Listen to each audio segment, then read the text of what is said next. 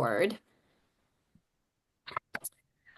So now that you've had an evening to sit with all the information, do you have any questions from yesterday before we keep barreling forward? I have a question about the water, creating crystal water. Yeah. Um, can we do like any container? Because I was like thinking as I was, I got one of the giant Stanley water bottles. So like because it's stainless steel, I think. So can you put like crystals in this, or does it have to be glass? So that's a really good question. So here's the thing. If crystals are loose in any sort of drinking container, when you tip it, Yeah. you're gonna chip a tooth. Yeah. I mean, that's just I've had people do that and come back to me, and I'm like, that's not how we do it. Um, hmm so I recommend brewing the water, and then you can put it in whatever container you want. Okay. But there's not like any interaction between like stainless steel and like the crystal itself or anything. Not really. I mean, everything does have a vibrational energy, but stainless steel and glass tend to be okay. I mean, right now I am drinking my tea in a ceramic mug, and that water is crystal water. hmm Mhm. So, does it change? It might. There's no testing. I mean, there's no way to really know. I mean, yeah, you could put it in plastic, but then, you get microplastics in your water. So, but for the actual like brewing and creating the water, clear hmm glass. Okay. Yeah. Thank you. All right. Any other questions before we move forward? And one alley. Most of my glass type containers are actually crystal. Is that a problem if Oh, you're doing? Okay. no, that's even better. Higher Yeah, because vibrational. when I Mhm. was going through my cabinet, I'm like, oh, it's all That's a good idea, Linda. I've got some crystal too that I don't use. Yeah. that made some of my crystal water in my wine glass. Yes. Woohoo. Yeah. Yeah. And those crystal, goblets and stuff are mixed with other things, but in the end it's just all minerals. That's what Mhm. that's what it's made with. It's all minerals. So yeah, you're good. Yeah. Yeah, shopping trip. Yeah. Yeah, start going to antique stores. Okay, any other questions? Okay. All right.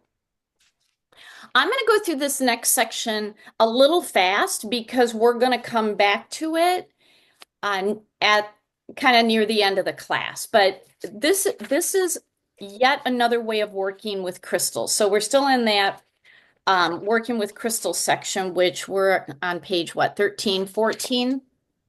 So we talked about how to use a pendulum and a body pendulum to select crystals, how to connect with crystals, how to program a clear quartz. And now another way that you can work with crystals is making grids. Has anybody, other than Dee, because I know you've done it, has anybody ever made a crystal grid? No. Okay, Melanie, you have. All right, good. So crystal grids are based on sacred geometry. And have any of you ever taken a sacred geometry class? Okay, Rachel has. All right. So sacred geometry is everywhere. I mean it is literally the building blocks of matter when energy turns into matter. You can find sacred geometry in nature, in how plants grow, flowers grow. You can find it in seashells. It's how crystals are built. We even have sacred geometry in our body. I'm not going to go into that in this class, but in the advanced class, I talk about the sacred geometry that builds our DNA, and it is freaky awesome. Like it's crazy. But sacred geometry is the building blocks of absolutely everything. And it is how the universe communicates. And when I first heard that, I'm like, what do you mean? That's how the universe communicates? Like, do these patterns actually put out words? And that's the limitation of the human mind, where we think that the only form of communication is in words. Words are the lowest form of communication. So sacred geometry puts out an energy. It puts out a pattern because energy communicates in patterns. And so when we start placing crystals in sacred geometry patterns, we are amplifying the power of the crystals. So when we take a bunch of crystals and methodically put them together, think back to the copper dowsing rod videos. You know how big one tumbled reaches out. Now imagine you have 15, 20, 30 tumbled crystals all working in harmony. It's going to expand how big that energy field is. And then when the crystals are in specific patterns, that is a communication that goes out into the energies. And what that communication does, what that pattern does, is it matches to the quantum field. And so that quantum field, I know I gave you a very cursory, explanation of it. And if you're interested, you can dive more into it. There's lots of information about it. But everything in existence and in future existence is already in the quantum field. We just have to match it. And so you can use this and literally send an imprint, and then the energy comes back. That's a very brief explanation. But it's how energy communicates with each other. And sacred geometry is repeating patterns over and over and over and over and over again. And that's exactly how crystals are built. Crystals have the C-axis, and that crystalline lattice is built with atoms over and over and over and over and over again. It's just a replication of patterns. So when we start working with crystals in sacred geometry patterns, we are amplifying the effects. So I want to talk briefly about 3 basic sacred geometry patterns. And I'll tell you, this first one, the flower of life, is overwhelmingly what I work with. This is like the be all and end all of working with grids. This particular pattern contains a lot of ancient symbols, ancient religious symbols. I mean, it's got the Kabbalah tree of life, the Star of David. It's got the Merkaba built into it. And by its name, flower of life, this is a life-giving communication. This is a life-giving pattern. So when you want to create something from scratch, let's say you have an idea for a project, a business, a book, a whatever, something that you want to create from scratch, this is what you work with. This is the pattern that you work with. It is also a pattern that is protective because it's got the circles around it, and circles are protection. It's like you're building, kind of a barrier around yourself. And this particular formation matches the first 8 cells of an embryo. This is what it looks like. So we have this flower of life pattern in us.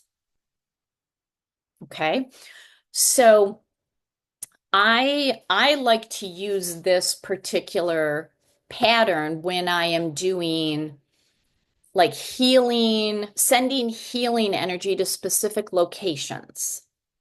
Like if there's an earthquake, if there's a forest fire, if there's a war. I currently have a Flower of Life grid to help women be empowered in areas in the world where they are being suppressed. Okay? It's protective, like it's protecting them so that they can empower themselves.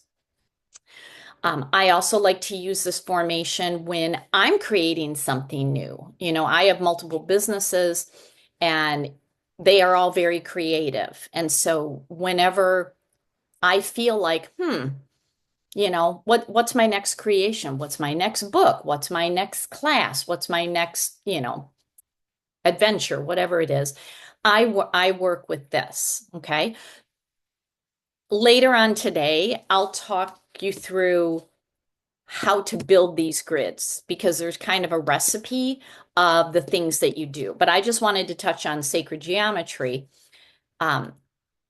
At like here's a grid that I did several years ago for, we actually built this in a class. I think it was during, what it was a meeting of world leaders in Paris, and I cannot remember what the exact meeting was, but it was not expected to go well. I mean, it was expected to be catastrophic.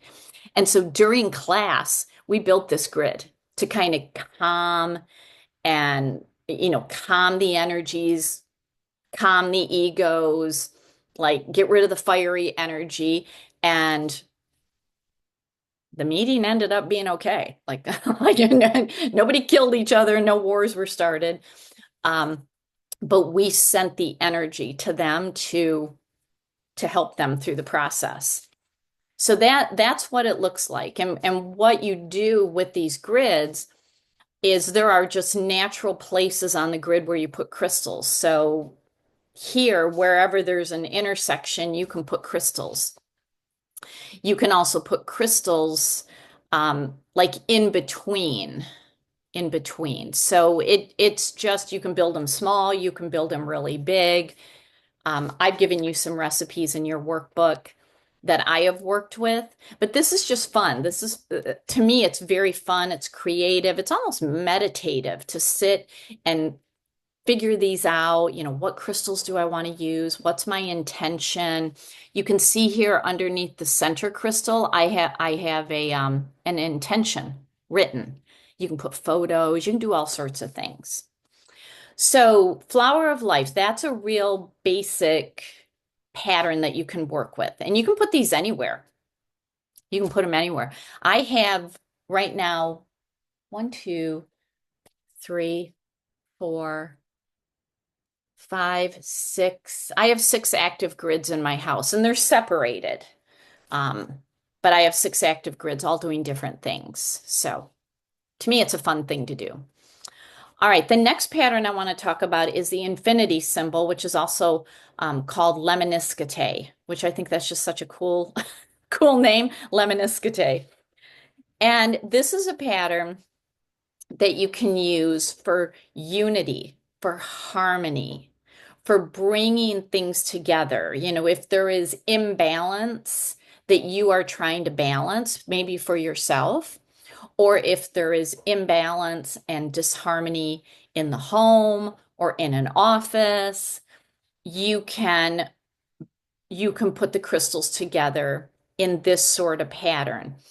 And what it is it's a pattern of never-ending perfection. There's no beginning, there's no end. It just flows and everything is connected and unified. And so this is a really good grid to put together. You know, I have put grids together with this formation to create more harmony in the world, to create more harmony in my home. So, you know, these are endless on what you can use these for. This is where in the title of this class, I call this class Science, Art, and Grids. This is the art in the grids. You just get to be totally creative with them. And here's an example of a grid that I did. And I'm wondering if I even put that in your book. I have a lot of grids, always a lot of grids that are active. I don't even remember what this one was. It was just really pretty. All right, the last formation I want to talk about is the golden ratio. Some people call it the phi ratio or the Fibonacci sequence. And this is based on Fibonacci discovered a numerical sequence where adding the numbers together created a ratio between the numbers that was 1.618. Okay, so this particular formation is an expansion. It's what you're going to use when you want to expand something. So flower of life is when you want to create from scratch. The golden phi ratio is when you have something, but you want to grow it. You want to expand it. Maybe something is stuck. You could have stuck energy in your house, in a particular room. Your business could be stuck.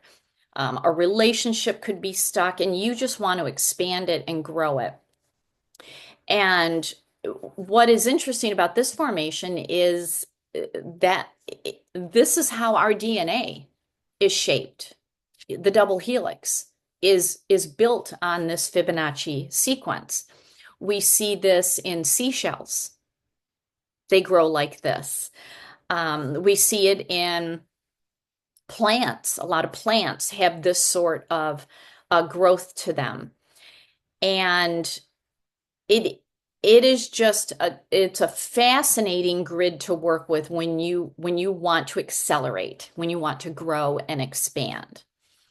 And so this is what it can look like. And this one I did without the pattern. I recommend working with the patterns, which are the last 3 pages in your workbook. Work with those until you're really familiar with the spacing. And you can also go onto Google and you can just type in flower of life. And all these images come up. And literally you can just print them and work with them. There are some metaphysical stores where you can buy the cloth in these formations so you can get bigger versions. I actually have a life-size flower of life that I can lay people in for a session. So this is just yet another way that you can work with crystals. I personally love working with grids. I have some students where they're like, fascinating, interesting, not my thing. That's okay. That's okay. But I really encourage everyone to give grids a try and see what happens. And like I said, we'll talk more about this as we get near the end of today, because we're actually going to collectively build a grid together so that you can kind of understand the method to the madness of, of what goes through in creating a grid. All right, so this is another way of working with crystals. Another way of working with crystals is just environmentally. You know, we kind of touched upon this yesterday. You know, how do you not create crystal chaos? You know, what crystals do you have in certain areas of your house? And, you know, you can actually grid your house. You can grid your house. So I've given you some examples in your workbook, but what I recommend is first figuring out, what do you want a space to feel like? What do you want your family room to feel like? What do you want your bedroom to feel like? Do you have a home office like I do? What do you want it to feel like? You know, do you have a basement area that I don't like basements. Basements in Michigan are just so wrong. It's my poor real estate agent that I'm working with. I'm like, no basements. I'm like, no basements. They're dark. Like the energy is not good. If you have like a basement area, you can put crystals in there to literally clean the energy and lighten it up. So it's just a matter of figuring out what you want. What is the energy that you want? Do you want harmony in a family room? Do you want calming energy in a bedroom? Do you want like heightened energy in an office?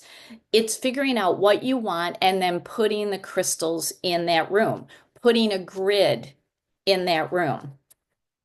So, a couple of things that I highly recommend are at your front door, especially if you have a lot of people coming over. Like I have a lot of people coming over to my house, and yes, all the crystals in my house are absolutely going to dissipate any, you know, negative energies that they may be bringing in, especially from other people or from workplaces. But you can put crystals at your front door. If you have like a little table at your front door, you can put crystals at your front door to literally splash people with crystal energy. You can put crystals above the door jamb. However, I would be careful. I've had a lot of crystals fall and break, so I don't do that anymore. Because you just don't know if they're going to fall.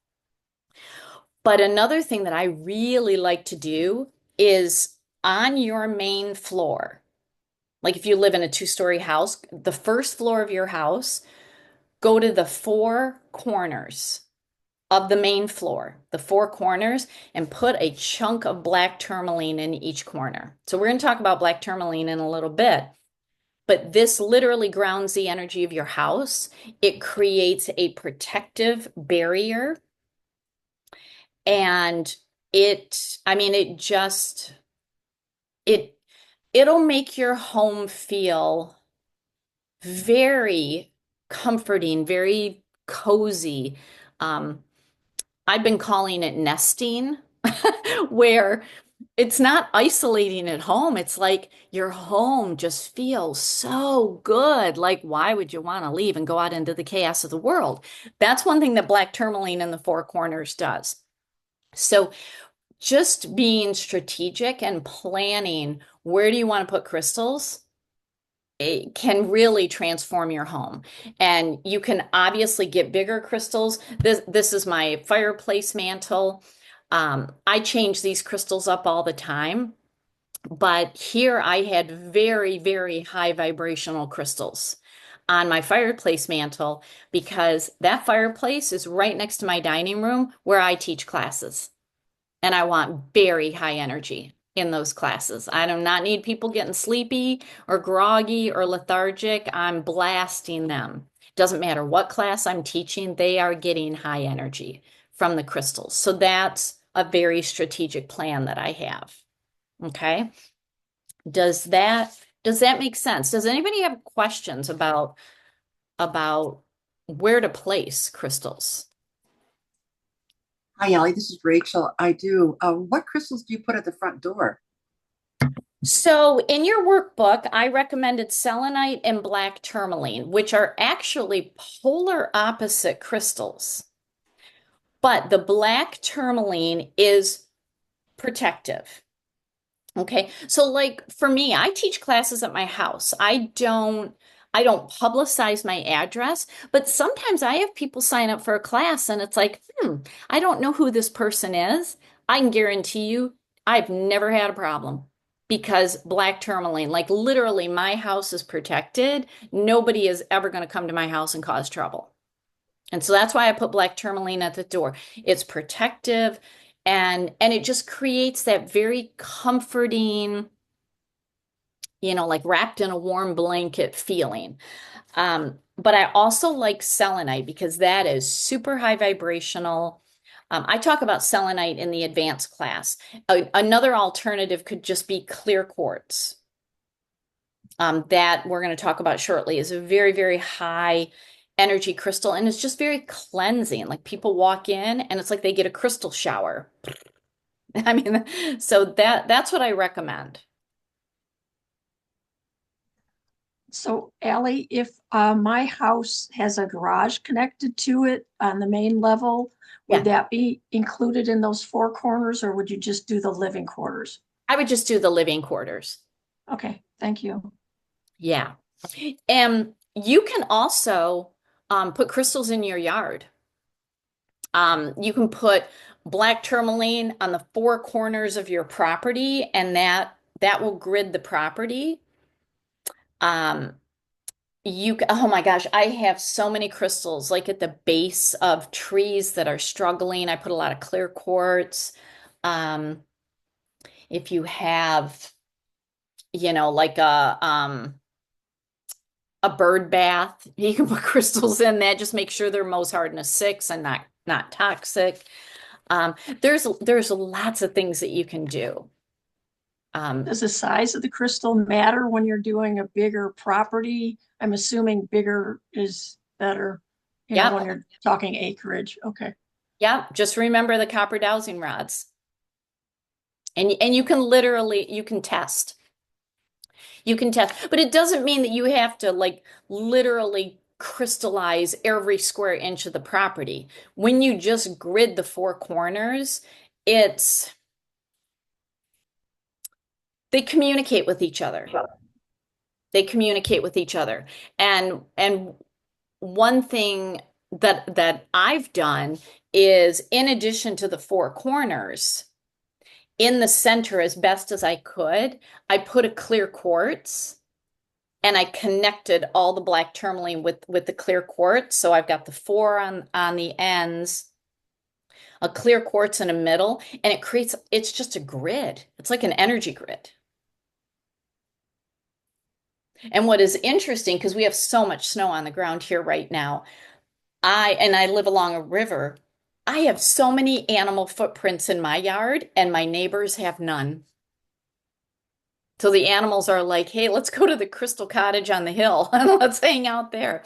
So I draw in a lot of favorable animals. I don't see them as unfavorable, but you know, um, certainly keep that in mind. But the black tourmaline can also be very protective. It's very protective of the property. Creates a safe.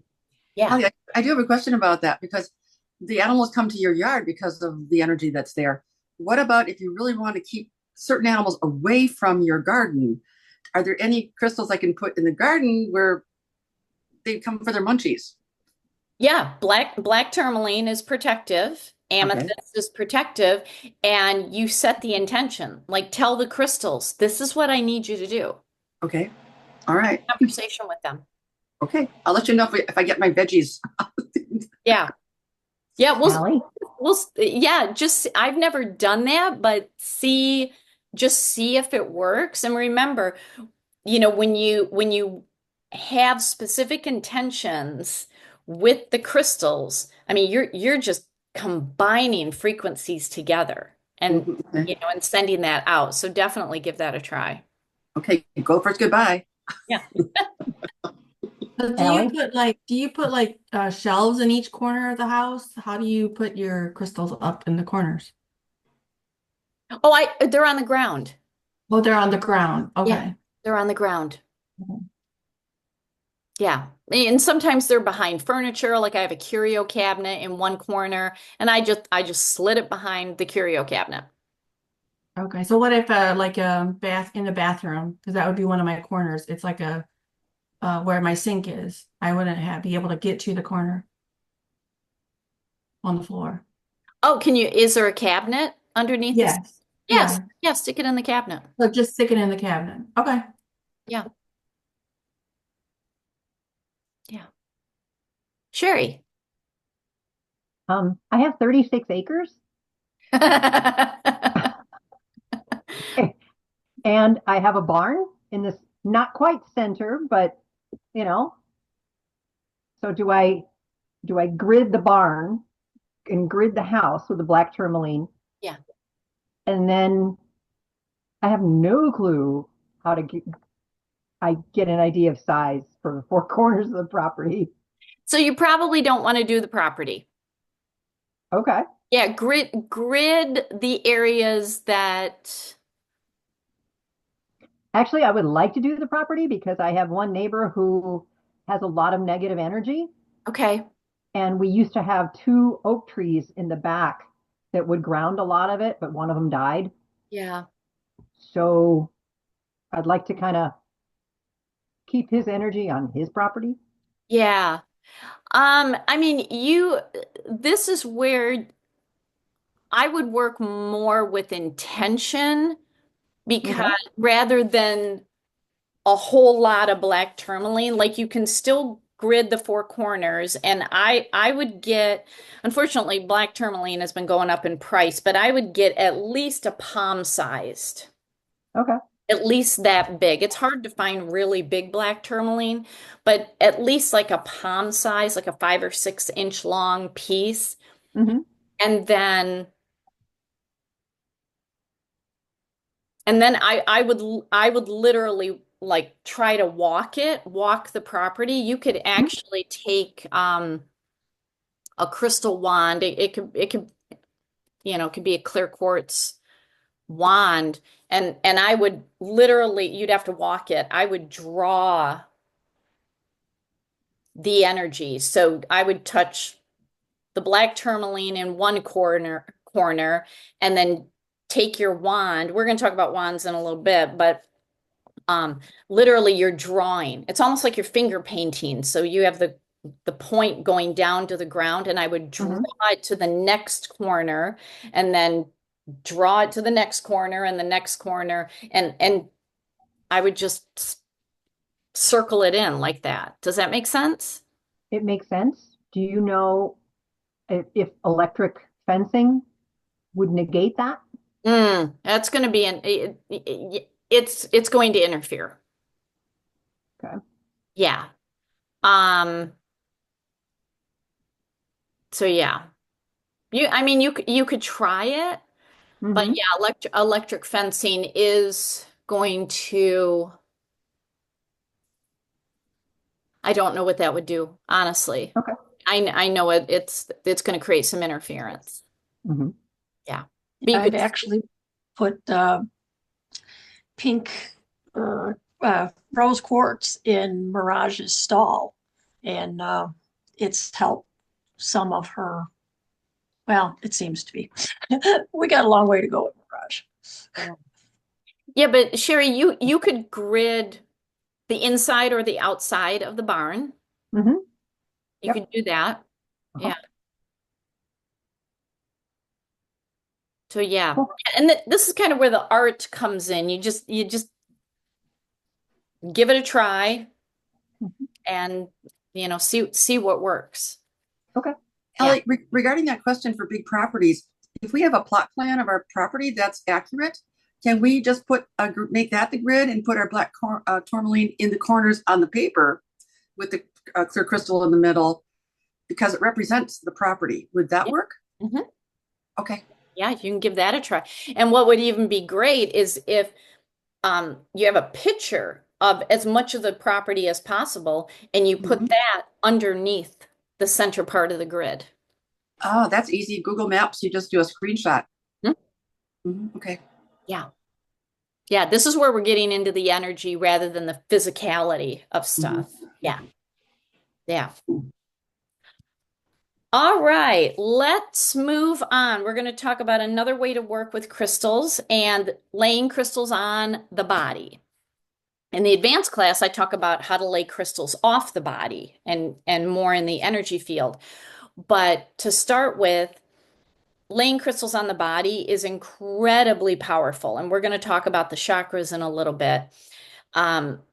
Crystals don't have to be laid on the 7 primary chakras. You can lay them wherever you want. So in your workbook, further on, I've given you some recipes that I've created and worked with. But what I always say when it comes to the body layout recipes, the grid recipes, they worked for me. You may need to tweak them. Like I'm giving them to you as like a template, not to follow precisely. I mean, you can follow it precisely and see how it works for you, but it's more getting into your creativity of, okay, I want to lay crystals on my body. Why? What am I dealing with? What do I want to resolve? Then that helps you pick the crystals and figure out where to lay them. So before we end today, I'm going to have you all do 2 body layouts. so that you can feel a difference in them. But in addition, and I do this every evening. Okay. My evenings are comprised of laying on the couch, covered in crystals, watching a Hallmark movie. I literally cannot watch anything on TV that is more aggressive than a Hallmark movie. That's all my energy can handle right now. But I always have crystals on me.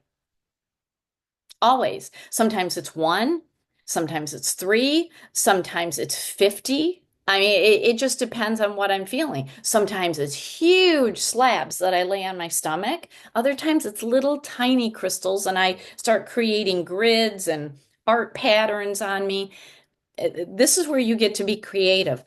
But even just placing crystals on your body for 5 minutes, especially at the end of the day, oh my goodness, that is going to clear your energy field. You're going to have a great night's sleep. It is really such a simple thing to do. And so the two layouts that I'm going to have you do before we end today are so easy and so simple. And you actually have all the crystals based on what I sent you for this class. Now, other things that you can do is you can wear crystals, like crystal jewelry. Crystal rings tend to be small, so not a huge amount of energy. Crystal earrings, again, tend to be small, not a big amount of energy. Bracelets are good. Although I got to tell you, I'm finding a lot of fake crystals in the jewelry industry. At the end of class, I'm going to give you all an invitation to experience my crystal cluster community. You can come in for a free meetup. We actually have our meeting tomorrow, and I have a jewelry expert coming in. I don't know what she's going to talk about, but I have a jewelry, a crystal silversmith coming in to talk to us. If you want to buy crystal jewelry like bracelets, do a pendulum test, do a body test, and ask, are these real crystals? That's the only way that I know how to test because the pieces are so small. But something to keep in mind is especially with bracelets, remember that your non-dominant hand, you are receiving energy. So if that is your left hand, bracelets worn on your left hand, you are receiving that energy. Whereas your dominant hand is sending. So the bracelets on your dominant hand, you're sending that energy out. I see people with like 20, 30 bracelets on both arms. Number one, crystal confusion. There's no thought or intention that have gone into that. Some of those crystals are buttoned up against each other. And there's no thought into what does the person want to receive and what do they want to send out. So that's just something to keep in mind with bracelets in particular. Now, if you have a thyroid issue, you can buy crystal necklaces they're almost like chokers. Like they're very, they're very close to the thyroid. Or if you want to work on your heart, you can buy a crystal pendant that hangs right there at the heart. So again, it's just figuring out, why am I wearing this? Like, what do I really want this crystal to do? So in your resource page, I put a listing of and it's under crystal bracelets, but she does make kind of the choker necklaces. And wow, where does Susie live? St. Louis, Missouri? Anyway, I've certified her as a crystal healer. She's a real estate agent, but she makes crystal jewelry.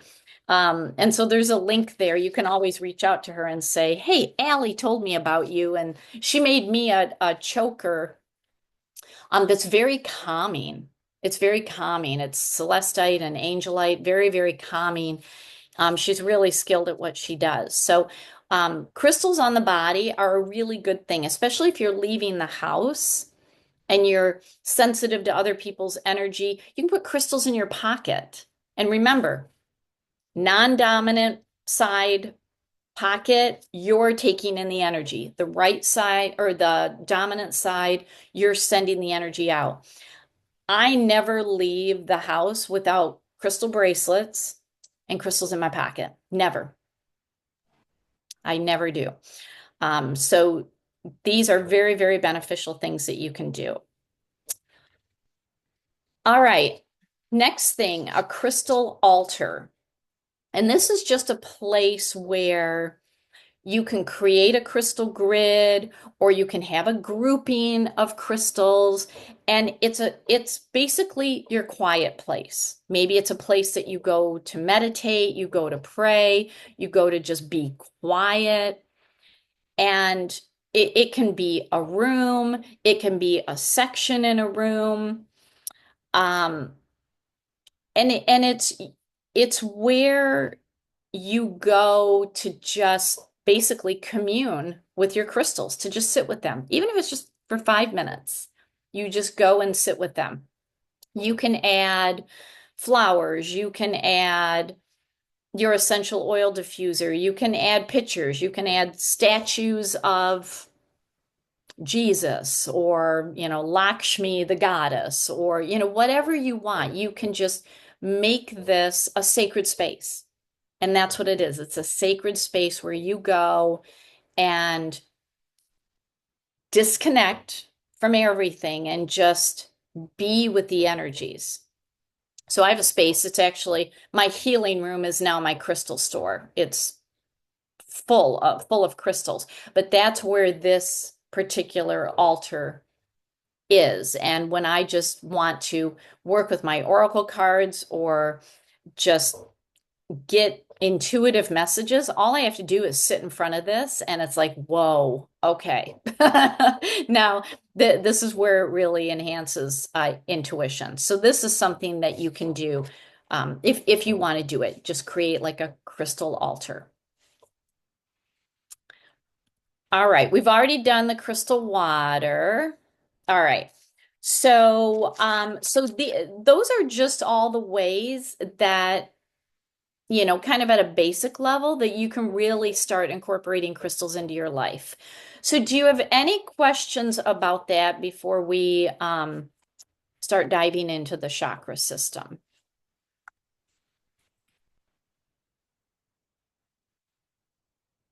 Anything? All right. We're all good? All righty. Okay. In your workbook, I have given you a lot of information on the chakras. And, and I don't know how much training and education you've had on the chakras. But we as humans are born with the 7 primary chakras instantly activated. In the advanced class, I add 5 additional chakras that are activated over time. It's not automatic. And there are some people that don't even ever activate some of those chakras. But these primary 7 are already active in us, and just everyday life can throw them off. Now, chakras are energy centers in the body, and these go back into very ancient civilizations and ancient traditions that have worked with chakras. And what the chakras are, a lot of people believe that the chakras are internal in the body, and that certainly is true, but they're also out here in the energy field. So remember, we have that egg-shaped energy field around us. And like, for example, our heart chakra is certainly in us, but it is also all the way out here. Okay, so it is multidimensional. They are not just in us. And each chakra connects to one or more glands in our endocrine system, the thymus, the thyroid, the pituitary. They also connect with certain organs. And then in between the chakras, we have meridians that to me act like, the superhighways that are running the energy between the chakras. We have a lot of chakras in our body. We have the 7 primaries, and I always equate them. I always have analogies for everything. And to me, the 7 primary chakras are like the major airport hubs. Okay, so like Detroit Airport, that's a delta hub. Okay, throat chakra. is a Delta hub. Okay. Houston, American Airlines, that's a major hub. Chicago, United Airlines. That's what the chakras are. They are the major hubs. Got to keep them healthy, got to keep them clear, because otherwise airplanes aren't taking off and people are getting mad. So when you keep those chakras running, smooth, clear, then the energy can start going to all the other areas. So all the little airplanes are taking off and they're hitting all the other areas. They're going to all your fingertips and your toes and filling everything. So while we have 7 primary chakras, we have about 72,000 minor chakras. We're just a big chakra system because chakras are energy. They are just energy. Oh gosh, I should have written this down because I cannot remember where I read this, but when it comes to like our brain is so programmed to think of our body as, okay, I have this physical body and this is who I am. Our body is 99 point and then 6 nines, 9999999% energy. It is only 0.000001 physical matter. I can't even comprehend that. Like the brain is like, I don't know what that means. It's really hard to comprehend. We are energy, and these chakras, they're not woo-woo. They keep everything going and flowing. And so when we can keep these major hubs, these chakras, clear, clean, moving, and flowing, our whole energy body feels better. But when they get clogged with emotions and trauma and shock and poor lifestyle and everything, all the frequencies that we're influenced by, it's the equivalent of having a hair clog. Everything backs up. The crystals are the Drano. That's what they are. They're the Drano that really help with this. So each chakra has a color associated with it. And when I first started learning this, I'm like, who came up with the colors? Like what? I need some validation with this. I go into it a little bit more in the advanced class, but the short story is that every color has a frequency to it. The blacks, the browns, the reds, those are at the lower end of the light spectrum. So they have a lower, slower frequency. Whereas like the purples, the light pinks, the whites, very fast frequency, very high frequency. And then when you look at the frequency of the body, the lower part of the body, like the kidneys, the bladder, have a lower frequency than the throat and our brain. These are higher frequencies. So then it was like, okay, now this makes sense. Why the lower chakras with the lower frequency have the lower frequency colors. And the colors increase in frequency as you go up the body because that's how the body is built. Then it was like, okay, now this makes sense. So I'm not going to talk through everything because you got a lot of information in your workbook. But what I want us to do you have your pendulum with you? I want us to test our chakras. Because and I want you to keep track, write it down somewhere, because later on, I'm going to have you do a chakra layout. Okay? So remember, just, hold your crystal as still as you can. And we always work from the lower body up. So we're going to start at the root chakra. Now, the root chakra is at the base of your spine. So, without touching your chair, you're going to try to put it basically where you're sitting. And when you hold a pendulum in front of a chakra, the question to ask is the root chakra balanced? You're asking a yes or no. Is it balanced? Okay. The more you do this, the less you actually have to ask a question. I just put my pendulum in front of my chakra and it tells me. I don't even have to ask a question. Like it knows what I'm doing. But for now, just ask, is the chakra balanced? You're going to get a yes or a no. Okay, so let's start with the root chakra. And this is our survival chakra. This is our security in life. It's our foundation. It's where we feel safe in our community, we feel safe with our family, and this is where fear roots. The big thing about the chakra column is if we cannot get rid of fear. It's hardwired into the human experience. But if we do not quiet fear, it will snake its way up the chakra column and impact every aspect of life. And we've got a lot of fear in our world, so this is a big thing to work on. If we do not have a balanced, fully active, fully spinning and flowing chakra at the root, we end up having health issues. We may have low stamina, and it depends on, it could be underactive, it could also be overactive. So when, if your pendulum is saying that your root chakra is out of balance, you can then ask the next question. Is it depleted? Yes or no?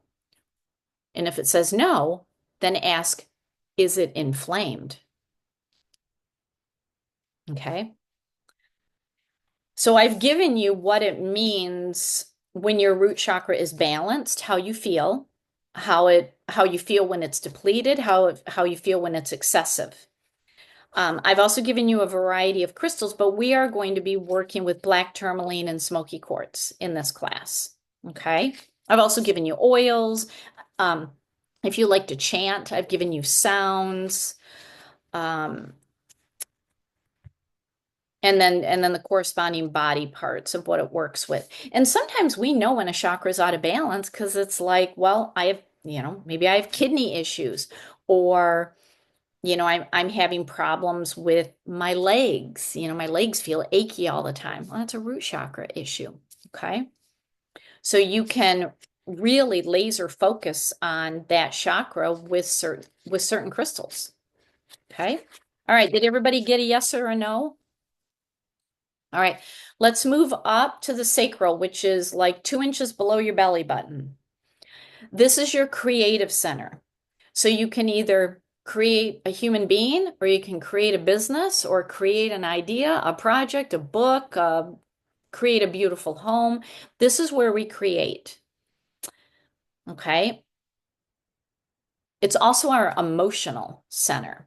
And again, if we do not address fear at this level, this is where it comes out in, oh, I have this really great idea, but nobody's gonna like it. Like you just start suppressing your creativity. Like, oh, I don't want to share about this. I don't want to share my love of crystals. Yeah, that's fear. That's fear. It's gotten up to your sacral chakra. So when it's balanced, you have good energy, you have enthusiasm, you're really good with change, you find pleasure in life, you just enjoy life. And so we're going to be working with carnelian because the sacral chakra resonates with the frequency of orange. Here's the interesting thing about crystals. So when a chakra is out of balance, sacral chakra resonates with orange. When you put an orange crystal on that chakra, it is telling the chakra, come back into coherence with the orange frequency. That's what it's telling it. Okay. In the advanced class, I give you some polar opposites that you can do based on whether a chakra is inflamed or depleted. But for now, here's where your chakra should be. Whether it's inflamed or depleted, you put a carnelian or orange calcite or any orange crystal, and it tells that chakra, come to orange, come into the orange frequency, come into equilibrium. Kind of like how the essential oils work. You can use the same essential oil. Like I always think of the thyroid. Doesn't matter if you're hypo or hyper. The oils tell the body, come come to center, come to equilibrium. And that's what the crystals do too. All right, does that make sense? All right, did everybody get their sacral tested? Okay. All right, let's go up to the solar plexus. This is the power center. This is empowerment. Oh my gosh, there is so much disempowerment in the world right now. We need to be sprinkling citrine over everybody. Like, I literally hand out crystals to people. I don't tell them they're crystals. I'm like, I found this pretty rock and I think you should have it. Because I hear your empowering language all day long and it's driving me bananas and I need you to put it in your pocket. So I hand out crystals to people all the time. Your solar plexus is empowerment, it's self-esteem, it's confidence, and it is deep wisdom. It is not ego wisdom. It's the wisdom. It's the words that come out of your mouth and you're like, where did that come from? Because that's pretty awesome what I just said. That's where you have such good self-confidence connected to your intuition that it's like, I'm just going to say, I'm going to share it because it could help somebody. If we do not address fear before this point, then it results in a lack mindset, a poverty mindset, limiting beliefs. You squelch yourself, you keep yourself small, you put yourself in a box like, well, I can't do that. My family wouldn't like that, or I don't have time. You'd start making up all the reasons why you can't do something. That is a solar plexus out of balance. Okay. Also, digestive issues are going to start here. And a lot of digestive issues relate to disempowerment. Okay. So we're going to work with citrine in this class, but the solar plexus relates to the frequency of yellow. Okay. All right. Did everybody get their solar plexus? That's right in the middle of the stomach. I think I forgot to say that. That's right in the middle of the stomach. All right. Let's go up to the heart chakra. This is our emotions. Okay. This is compassion, empathy, emotional balance. Having empathy and compassion for people that sometimes it's hard to have empathy and compassion for. Okay, this all comes from the heart chakra. If we don't address fear before this chakra, it's going to result in judgment, unforgiveness, inability to give and receive love, very critical behaviors. And when you have a balanced heart chakra, it just results in a very warm personality, a person who is just caring and giving to, humans, to animals, to situations. It's just huge empathy. Empaths typically have an overproducing heart chakra. Okay, you don't want that when it's excessively producing. Okay, so it needs to be balanced. Now, the interesting thing about the heart chakra, it resonates with both pink and green, which are polar opposite on the color spectrum. So we can go either way, pink or green. So in this class, we're going to work with rose quartz and we're going to work with labradorite, which has a greenish color to it. All right. Okay. The throat chakra, all right, right in front of your throat. This is your communication center.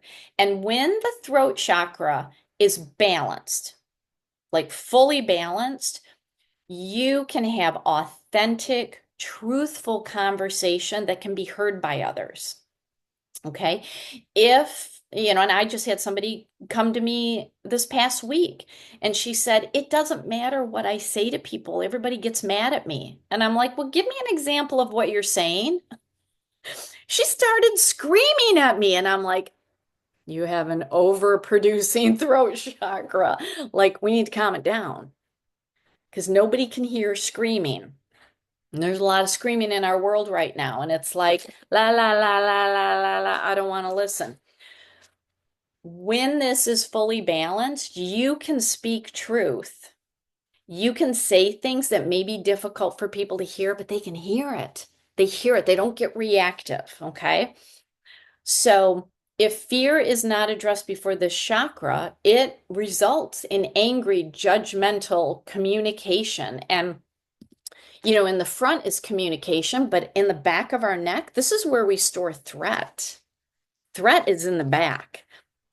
And so that's when we can stifle our words. Stifling our words is not good. You should be able to say what you want to say, but it needs to be heard. So I'll tell you, major throat chakra imbalance in the world. Okay, so what we're going to do is we're going to be working with blue lace agate. That's a really good calming crystal. You can even drink it. We drank it yesterday. All right, third eye. This is right in front of your forehead. Okay, this is your intuitive center. And it's not just intuition, it's clear thinking, it's clarity, it's focus, it's discerning truth. Okay, we live in a world where we don't know what's true anymore. When you have a fully balanced third eye, you'll be able to discern truth. You may read something and bam, you're like, that's not true. I don't even need to research it. I know that's not true. But when I go research it, sure enough, it's not true. Or you'll see something else and it's like, ooh, that resonates as true. That resonates as true. Truth becomes energetic to you, okay? If fear is not addressed before this chakra, you start making poor decisions. You start being, you just basically follow the crowd. You don't have an ability to make your own decision. You're like the lemmings that are flying off the side of the cliff. That is an imbalanced third eye. But when you can make decisions and understand when a decision is ego driven versus intuitive driven, that is a balanced third eye. We can't get rid of the ego. The ego is beneficial. It keeps us safe. But the ego can be faulty, resulting in bad decisions. When you trust your intuition, it's always right, always 100% right. It may be crazy in the moment.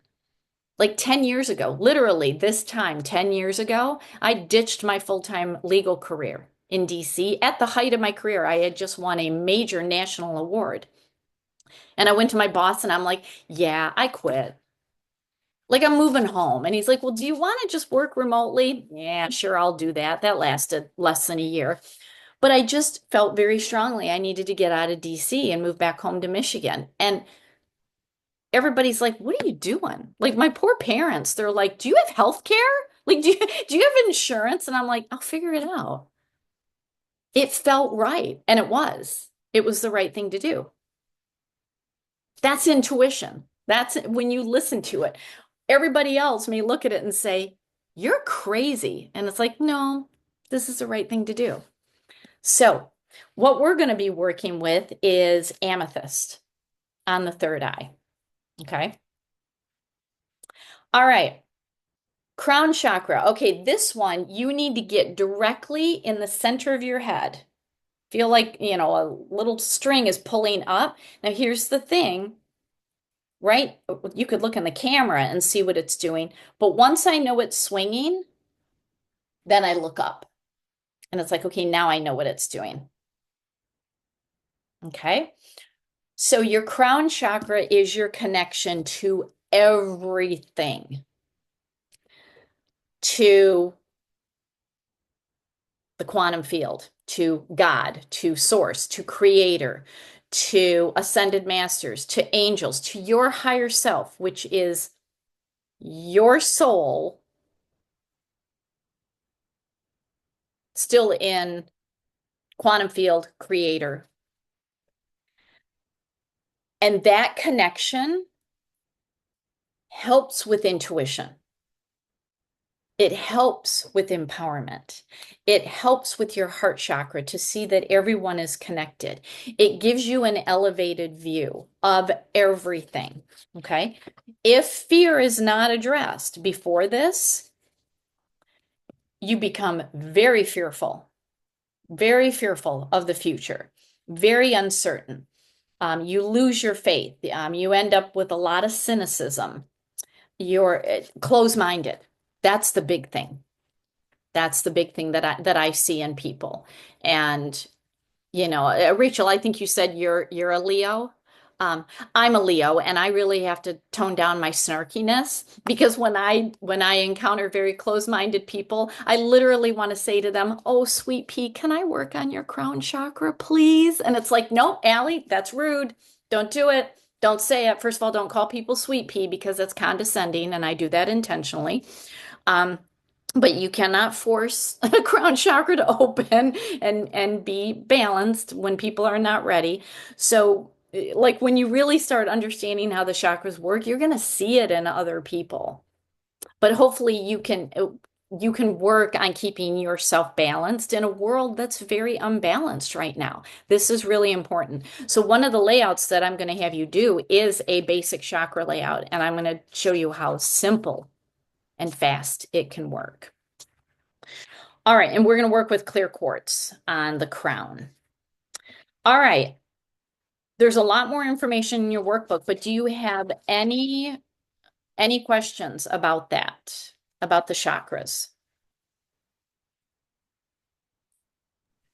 Yes, this is Rachel. I do have a question about the when a chakra is inflamed, does that mean it's overactive? Okay, okay, and so that putting the stone that it corresponds with that chakra will bring it back into balance, whether it's either depleted or inflamed. Yeah, Okay, thank you. yeah, you can do that. Yeah.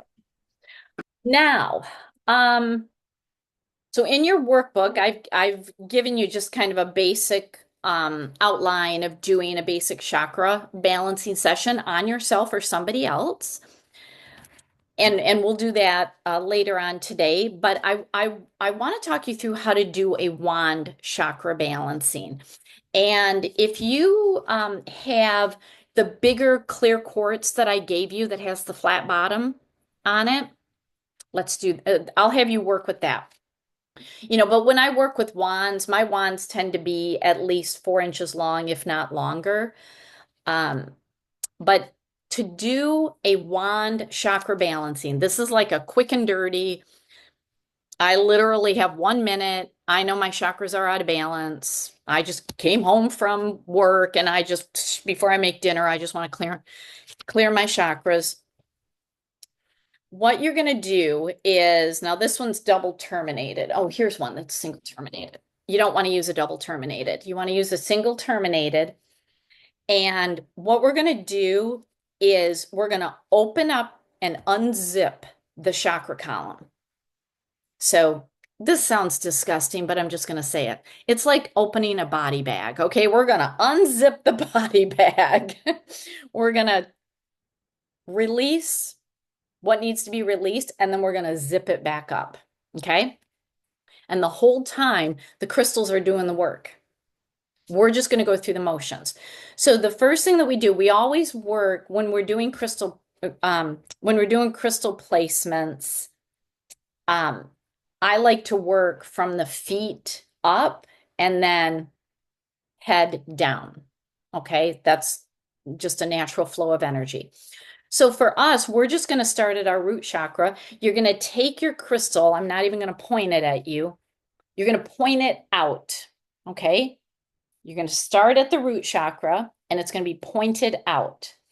You're going to move it in a counterclockwise. So think of opening a pickle jar counterclockwise, right? To open it.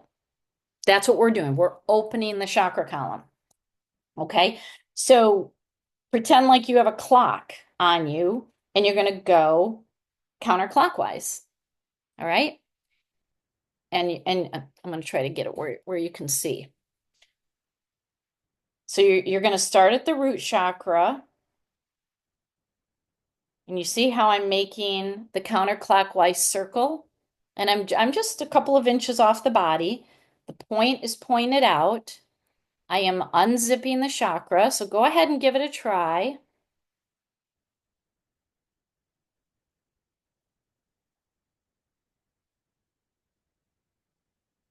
The more you do this, you're actually going to feel it.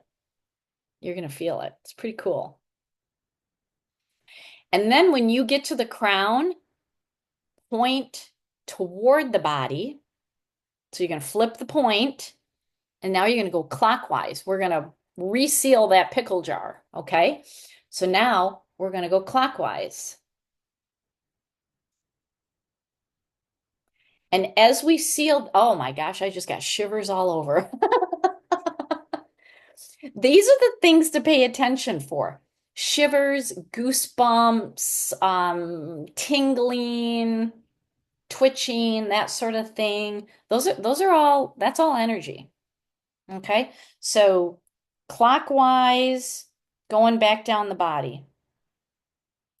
This is a very simple thing that you can do at the beginning of the day, at the end of the day. It literally takes a minute. It is a quick and dirty chakra balancing. Okay? And I recommend using a point, not the massage wand that's polished. I mean, you could if that's all you have, but you all have a point. So I would really use a point because remember the Kirlian photography photo of how this is lasering the energy? That's what you need. You're going in with a laser. This is the Drano to your hair clog. That's a real simple thing to do. And I think at the end of the day, this is a good thing to do just to clean your energy. I mean, seriously, it's that fast. Okay? All right. Any questions about how to work the wand? Okay. Now you can also, with a wand, if you have, I don't know, let's think of something. You got, a broken wrist. Okay, you got a broken wrist. You can do the same thing. Point out, you can unwind the energy and open it up. Point this in.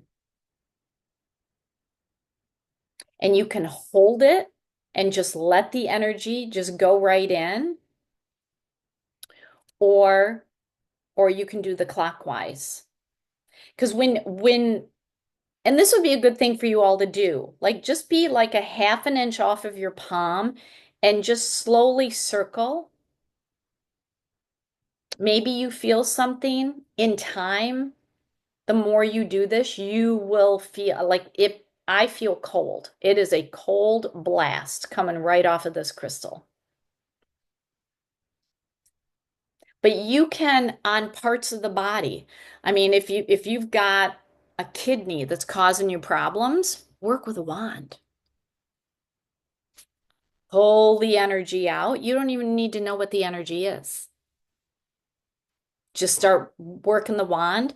Now, how many rotations do you do? Trust yourself. Trust your intuition. More is always better. Do you need to be doing it for an hour? No. You could probably just do it for a couple of minutes. Pull the energy out and then put the crystal energy in. So think of the things that you want to work on. Do you always have migraines? Okay, work on your third eye or wherever you feel it. Do you got a lump or a cyst somewhere? Blast it. Blast it with this. Okay. So that's a neat way to work with points and work with them like a wand. All right. Do you have any questions about that? Yes, I do. This is Rachel. Can we work? Is this working on other people? So whatever issues they have, we can do the same thing with other people. Okay. Thank you. Yeah. Yeah, so at the end of this class, while you won't be certified in anything, all my certifications come after the advanced class, you can absolutely work on other people. I encourage you to do that, to practice. If you have anyone living with you, just tell them, hey, Allie gave me homework. I need you to lay down. Okay. Tell me what aches. Tell me what feels off. And practice. Not only on yourself, but on other people. And you're going to get more confident in working with them. Absolutely, you can do that. Yeah. All right. Okay, let's take a quick 5-minute break because now we're going to go into the 10 crystals that you got for this class. So let's take 5 minutes and then just make sure that you have all those crystals with you.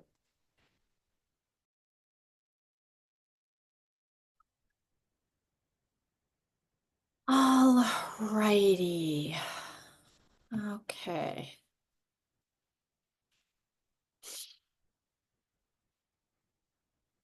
Okie dokie. Let's start going through our our crystals here. Our 10. To me, these are very foundational crystals. Like these are the go-tos that really help with a lot of different things. So black tourmaline. Okay. And hopefully you can figure based on the picture uh which one it is for you, but it's the black one. Sometimes grows or it grows in a rod, but if any part of it is polished or just depending on how they broke it off, you may not see all the striations. This is our root chakra crystal. This is a very, very protective crystal. It has aluminum as well as iron in it. So it is toxic. You can't put it directly in water. So black tourmaline is also known as schorl, schorl, schorl. Sometimes it'll be called that. But this, I really don't see fake versions. On all of these in your workbook, I've given you some identification information to help you hopefully identify if a variety is fake. I really don't see fake black tourmaline, but when black crystals are polished, I mean, all black crystals look the same when they're polished, so it makes it really hard to tell it apart. But black tourmaline is cold to the touch, so when you touch it, it's cold. Now, if you're gripping it in your hand, eventually your hand is going to add some warmth to it, but as soon as you set it back down, it'll get cold again. So this is primarily the crystal that we use for protection and especially EMF protection. I'm going to show you a couple of videos in a little bit. And it is protective because iron and aluminum are heavy metals, so they're very grounding. This is a very deeply grounding crystal. So if you're feeling anxious or any sort of heightened, panicky emotions, hold this. Put this crystal in your pocket. Lay this crystal on your body. It'll quickly calm you down. But it is protective. Think coat of shining armor made of iron and aluminum. That's black tourmaline. So, if you want to go out into the world or, if you're very sensitive to group energies, you struggle going to the mall or to the grocery store, or, if you work in a toxic environment, this is very protective. Okay. If you work in an environment where you can have crystals, like if you have a workspace, I would black tourmaline the heck out of that space. So when I had my office in DC, oh my gosh, I had so much black tourmaline in that office. And I put black tourmaline in front of every worker's computer. And I'll never forget this Bronx prosecutor came to me and he's holding up this black tourmaline and he said, "Why do I have petrified dog poo in front of my computer?" And I'm like, "Don't touch it. Just leave it. I'm doing an experiment." And my experiment validated what I thought. People were very exhausted at the end of the day because of working on a computer, and the black tourmaline helped with that. They had energy. And they would actually come to me and say, I don't know what that black thing is, but I actually have energy to go to the gym, to go running, to go out to dinner, to go do something, whereas before they didn't. So this is a crystal that absolutely is totally safe and recommended to be near technology. My Wi-Fi router is surrounded by black tourmaline.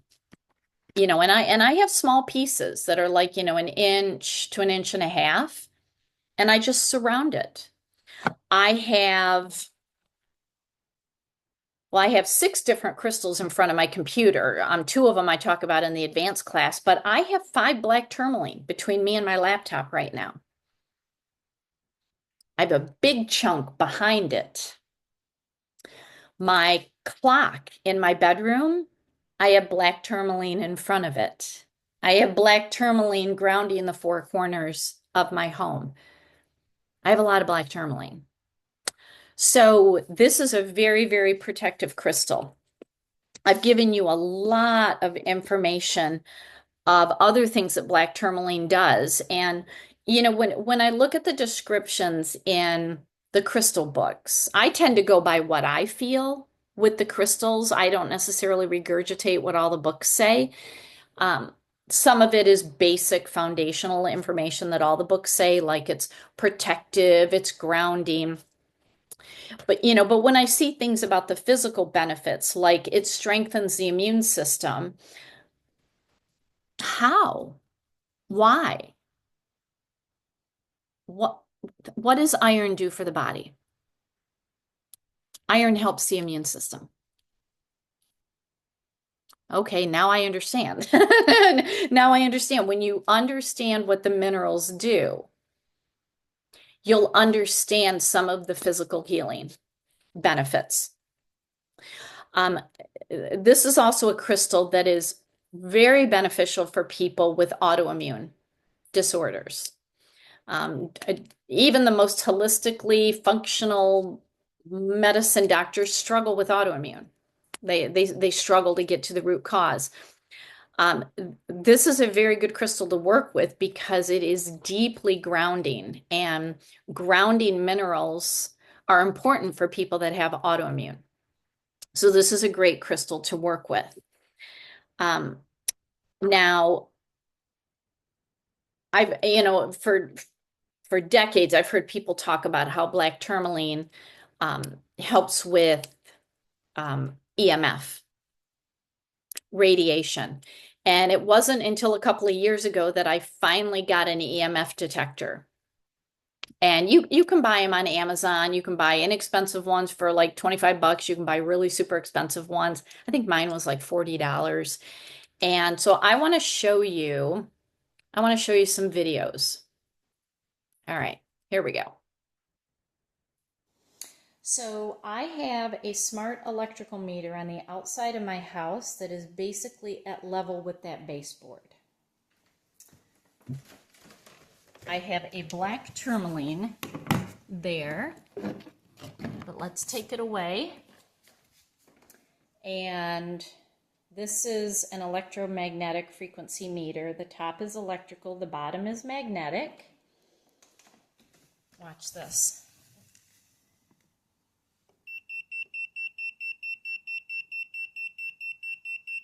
That's not good. All right, now let's put this back.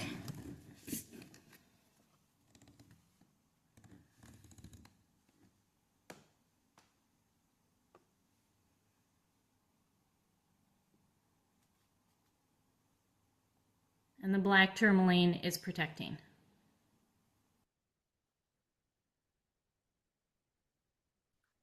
Pretty amazing. All right, let's do the next one.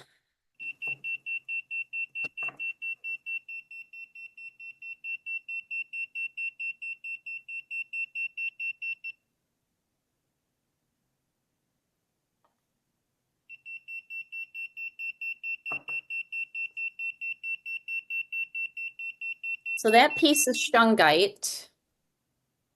I talk about it in the advanced class. and that is Newmite.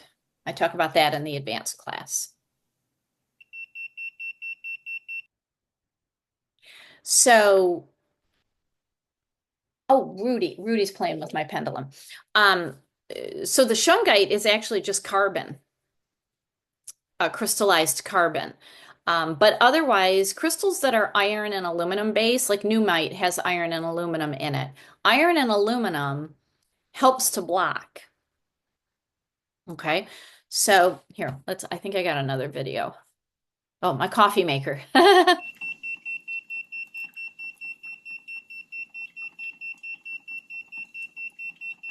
Oh, this is an EMF pendulum called Harmony with an I. It helped with electrical.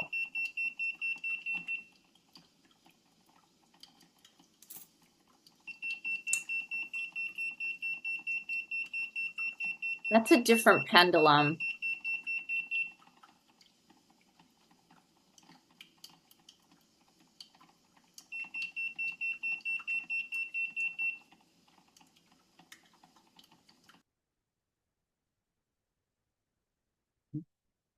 But then I tested them on my microwave for the magnetic. This freaked me out. It's not even on, and the magnetic is going off the charts. The Harmony pendant did nothing.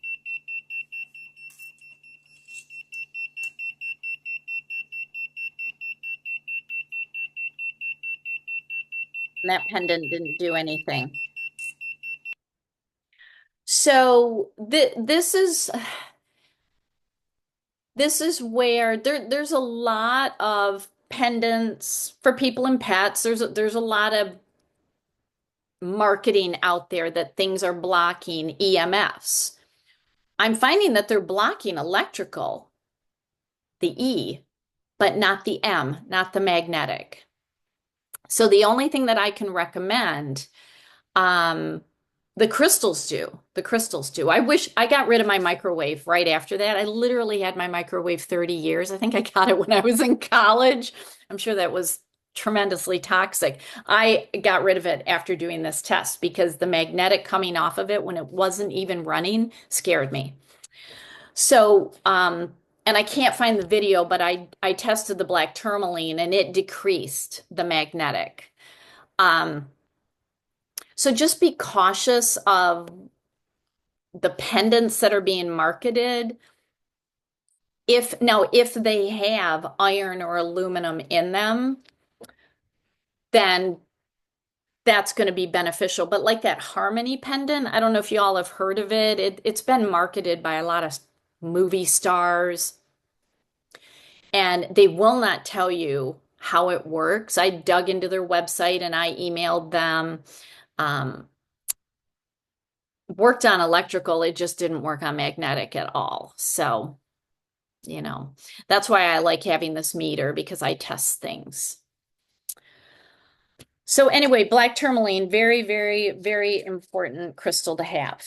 So, and it really helps with fear when you can work with it with your root chakra. Allie, this is Rachel. Is it possible to have stickers with crystallized, tourmaline in the sticker and put that on our appliances? Yes, there in your resource page, I recommend a company called Vibes Up. And and I haven't checked recently, but I had gotten a sticker from Vibes Up for my computer, and that helped. But now I just literally put crystals in front of me. But you can also, I don't know if you can see it. I actually have this is a shungite patch on my phone, but you can get black tourmaline patches. They just sticker right onto your phone. You can do that. You can do that. Although, yeah, here's my EMF detector. Oh yeah, my phone, it's 0. Zero electrical, zero magnetic on my phone. So, yeah, and I don't think I have in my store any of the stickers. I don't know why. Why didn't I get those when I was in Tucson? I have no idea. I have no rational explanation. But if I get more, I'll certainly let you guys know. But I do like those because it's just the crystals that stickers right on. Allie, Yeah. after you and I talked, I picked up a meter. I also picked up a dirty electric meter Uh-huh. for measuring like your house and stuff. Yeah. And I haven't started the dirty electric part, but just the EMF. And I was checking the phone, which of course it was sending, huge amounts. But then I put it down and it went off again and I couldn't figure it out. It was an extension cord. So I was kind of like, interesting. And Wow. it just had like a lamp in it. And then I also have a biomat. It Yeah. went off like crazy with the biomat. So That's weird about the biomat because the biomat's full of black tourmaline. Huh. it might be in the mat, but it may not be in the cord. Oh yeah, for sure. It's not in the cord. Yeah. So the whole cord thing. And then one of the extension cords I had wrapped because I didn't have enough room. So I had wrapped it around bed and just kind of, plugged everything in there that I needed. Mhm. And I'm like, okay, great. I just spent, the entire area I'm sleeping in just off the extension cord is putting off all the EMF. Wow. So it's interesting. And the dirty electric is next for me to check. Okay. So, Okay. Yeah, I've never tested extension. I'm trying to think if I have any extension cords. Now I'm gonna have to go through my house and see if I do. Thank you for sharing that. Yeah. Yeah, and we have so much nervous system dysregulation, us and animals. I mean, I feel bad for my cats. They're prisoners in my house. I mean, at least dogs get to go outside. So, things that we can do to basically our circuit breaker is our nervous system. We've got to get it regulated, and black tourmaline is so important. So I always do my best to keep a stock in my private crystal store. And you all, because you've taken a class, if you struggle to find anything, or if you just send me your wish list and I'll send you pictures, I'll tell you what I have. And once a month I do a public sale. I'm doing one tonight on my Facebook page. But if you need anything, just reach out. I always aim to keep black tourmaline. I got little pieces for grids, and I try to keep some bigger pieces for computers and stuff like that and Wi-Fi units. All right. Let's go to the next one. All right, smoky quartz. This is another grounding crystal, great for our root chakra.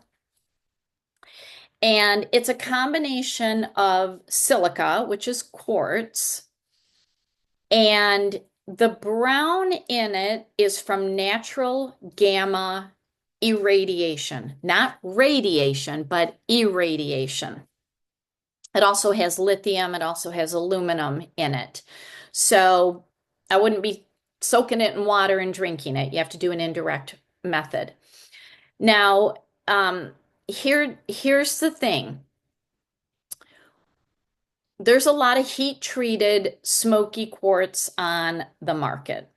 If you see it like really, really, really, really dark, almost black, and where it almost looks like on the tips, it's been painted, like it's got a really white base, and then all of a sudden, like there's very little shading getting it to the black. It's all of a sudden just really dark.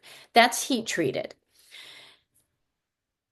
The purists don't like the heat treated, and they don't think it's a real crystal anymore. But scientifically, here's the explanation. The earth can either heat treat, or it can be heat treated above ground in an oven. And what the heat treatment does is it enhances the minerals that are already in it. So the one on the right is a smoky quartz. They put it in an oven and the minerals that are in it just darkened. That's what it is. Now, it depends on the heating that is done. Some of it is dangerous, some of it is just regular heat. So it's up to you whether you want to stay away from the heat treated, but when it is natural in the earth, the coloring tends to be throughout the crystal. It's not a stark, like white and then all of a sudden color. Okay? Does that make sense? Do the photos help you understand the difference? When it's in the earth, it's through and through. Okay? So, there are fake versions, and here's the thing about quartz. Quartz is cold. Now, if it's a very, very small piece, like I sent you all small points, if you hold that in your hand, it's going to warm up just because your heat is stronger than a little tiny crystal. But when you get big pieces, I don't care how long I hold this 6-inch point, it's always cold. Quartz is always cold. That's a shear sign. Okay. And quartz is six-sided with the exception of rose quartz, which I'll talk about in a little bit. So smoky quartz is a six-sided quartz. Even when I went to Tucson, a lot of 5-sided quartz being sold, and it's totally lab created. Okay. If it's fake, it's probably glass, and glass shatters, whereas quartz will just cleanly break. If you shatter a quartz, like if I were to throw this on the floor, it would just cleanly break. It's not going to shatter into pieces. Okay. Now, this is a really good crystal to work with for pain relief. It is a crystal that is often for people going through radiation and chemotherapy. Now, here's the thing. When some smoky quartz is labeled irradiated quartz, okay? Here's the problem, and that's what you see on the right. Sometimes the irradiation is actually radiation. They're using radiation to bring out the color. So I veer away from the crystals that are labeled irradiated because it wasn't done in the earth. If it was done in the earth, it would look like on the left. Okay. I would veer away from that because somebody going through radiation does not need a crystal that has radiation on it. But that's how I see it labeled in the stores. If it is a true, real smoky quartz, that irradiation that is done in the ground is done safely. You know, things that are done naturally are safe. You know, when people start messing with it, we screw it up. So it's safe when it's natural to help with radiation and chemo. It's a great detoxing crystal. And it's very grounding, it's very anchoring. And, you know, when you are working on connecting with spiritual energies, like you're working on your intuition, you're working on your crown chakra, it's one thing to connect, but what you really want to do is draw that energy down so that you are living those energies. Smoky quartz does that. It anchors your spiritual connection, which is unique to you. Your connection is different than mine. When you anchor it into this existence, this dimension, this timeline that you're on, you navigate life differently. We need to ground our energies to the earth right now. While we raise our frequency, this crystal does that. It does both. Grounds and raises you at the same time. Okay. It's an extremely important crystal when you're stressed. It is the antidote to stress. All you have to do is hold it. and you will de-stress. Okay, stress is a very low negative frequency. When you ground to the earth, think of walking the beach or walking the mountains or in the woods. You have nothing to be stressed about. And then it raises your energy. And when your energy is raised, you're not stressed. That's what this crystal does. So it's an antidote to stress. And it's really good at blocking geopathic stress, which is just, the earth produces beneficial frequencies, but also produces negative frequencies. This is a good crystal to just have. Now, I do not put this crystal near technology because it has quartz. And from yesterday, I mentioned that quartz does three things. We can store information in it, we can program it, and it amplifies. I don't put quartz near any technology. Not Wi-Fi, not my television, not my computer. So even though this has good grounding minerals in it, I still don't do it because it has quartz, and quartz amplifies. All right, and it's just a great crystal if you're feeling fear, if you have fear bubble up. It just grounds you and elevates how you think about things. All right, any questions about smoky quartz? Okay.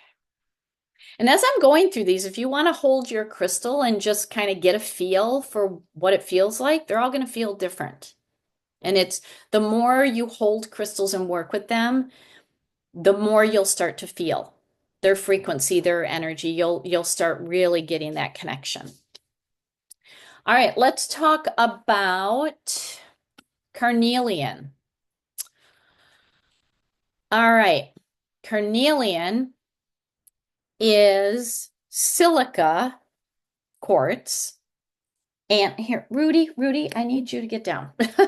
He's getting antsy. I think he wants a snack. Carnelian is quartz and iron. That's it, quartz and iron. Quartz is clear, the iron turns it orange. I'm going to be talking about 3 crystals that are just quartz and iron, and they're all different colors because it depends on how heated the crystal became to create the color. So with carnelian in the earth, the iron was heated anywhere from 500 to 550 degrees Celsius, not Fahrenheit, Celsius. What's the conversion on that? I always forget. I should write this down. Celsius to Fahrenheit. Here we go. Celsius. 550 degrees. That's over 1,000 degrees Fahrenheit. So in the earth, when the iron is heated to that degree, the iron turns orange. Okay, and that's how we get carnelian.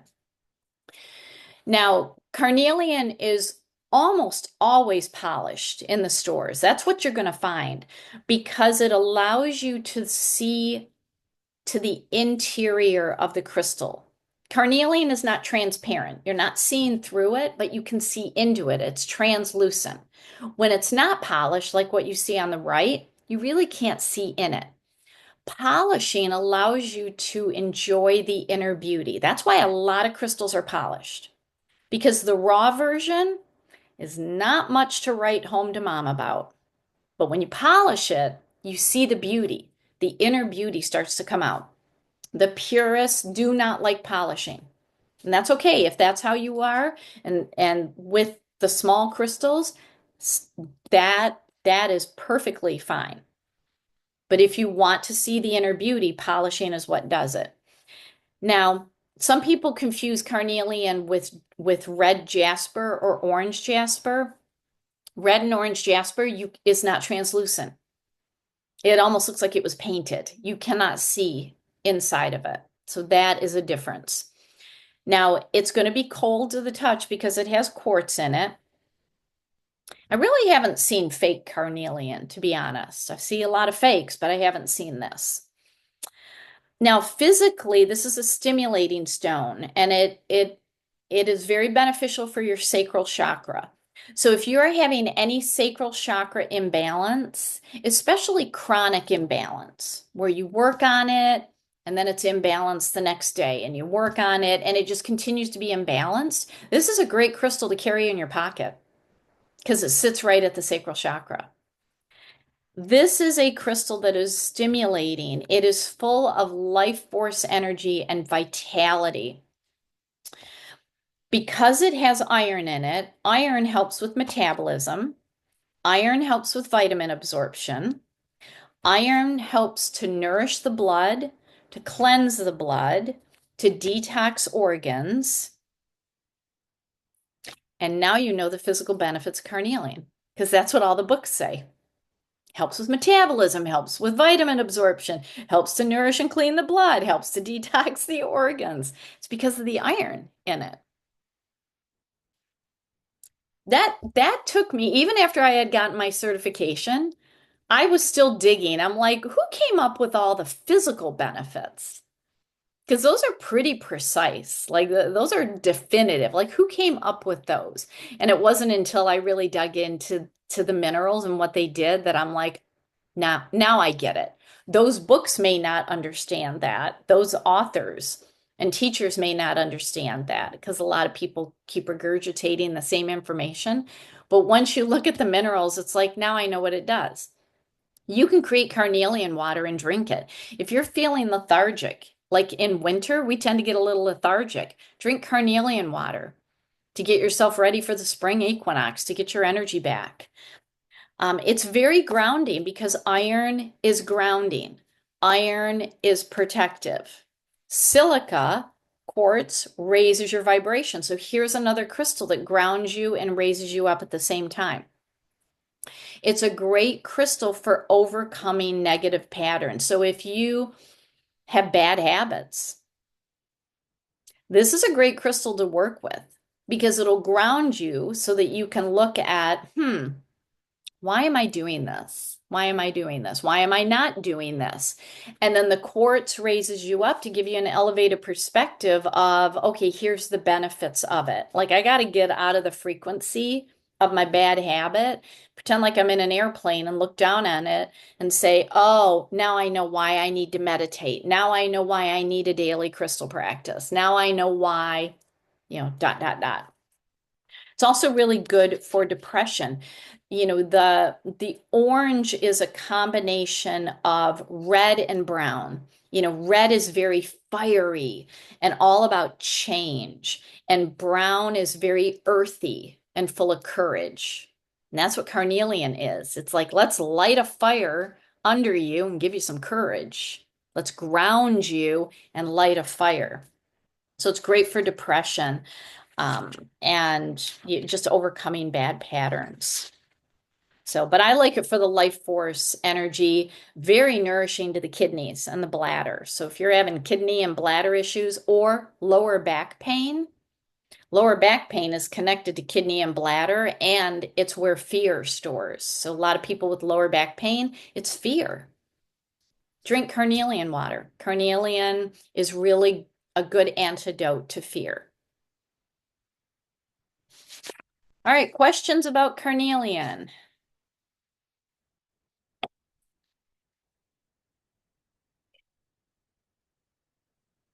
All right, let's go to citrine. Citrine is, it is the most adulterated crystal on the market. It's like, why?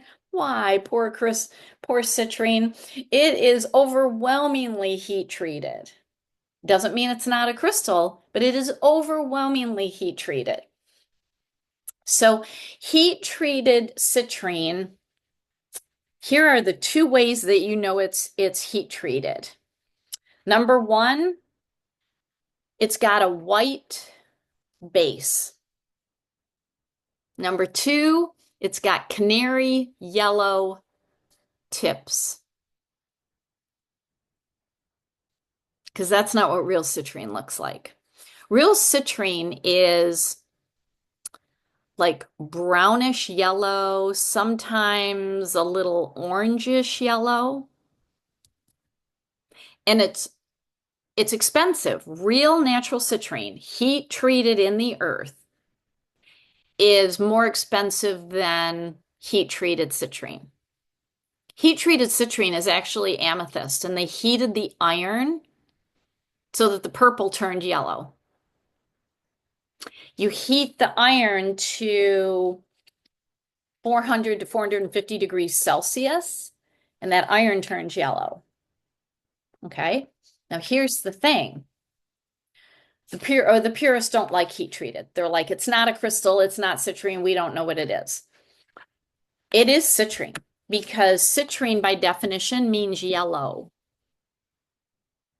Okay? So citrine is yellow quartz. That's what it is.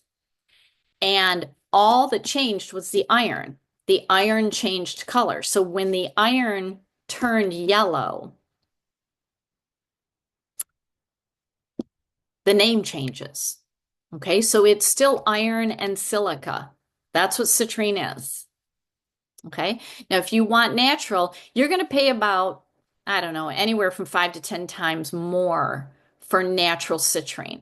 It's often mistaken for smoky quartz, and here's how you tell that you're not being taken advantage of, because I've seen some sellers try to pass off smoky quartz as natural citrine and charge a pretty penny for it. And it's like, no, that's smoky. Here's how you tell.